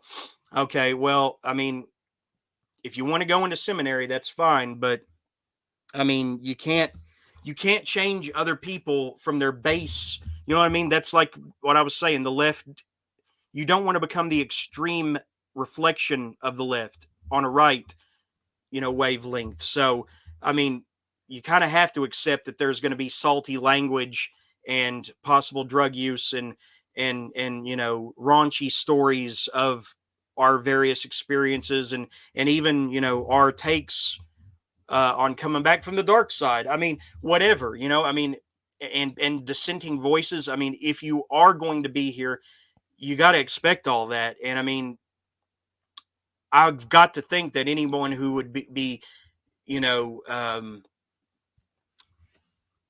who would be virtue spiraling on your side would have to take into account, as long as you're a good boy, that should matter. I mean, you could just say, you're being witness for us because you care about us. See what I mean? I do care about you. You can't change the format and how we take questions and how we act on here, though. I mean, any more than they can change us. You know what I mean? And you got to take that into account if you do want to be a part of this moving on. But yeah, man, that really got me down and deflated my enthusiasm after 2 really great shows when you did leave. I mean, I had to muster my morale to kind of put one show together, and then I failed to do it the next week, and my old friend I reconnected with, Will. I wasn't able to get him to, Okay, heck, Thrill. Kilimanjaro. Yeah. I don't think he wanted to be a ongoing part of it every week, which is cool. It wasn't malicious at all. I think he still might pop in here occasionally. He's probably not a fan of this show we did tonight, but honestly, this show is probably the best show that's okay. I would even say this, even in comparison to the old Quiet Places, which was what originally I became a fan of, the ones before me. I think this one actually ranks up there with those. it was good in that I was able to say what I wanted and not feel stifled or hold my tongue to be fair to other parties. Well, it was of the moment and it was true. And there's something to be said about that. You can talk about stuff that's cool, talking about them kind of as artifacts. It's a little bit different when something's new happening. And I'm not advocating being like a drama queen.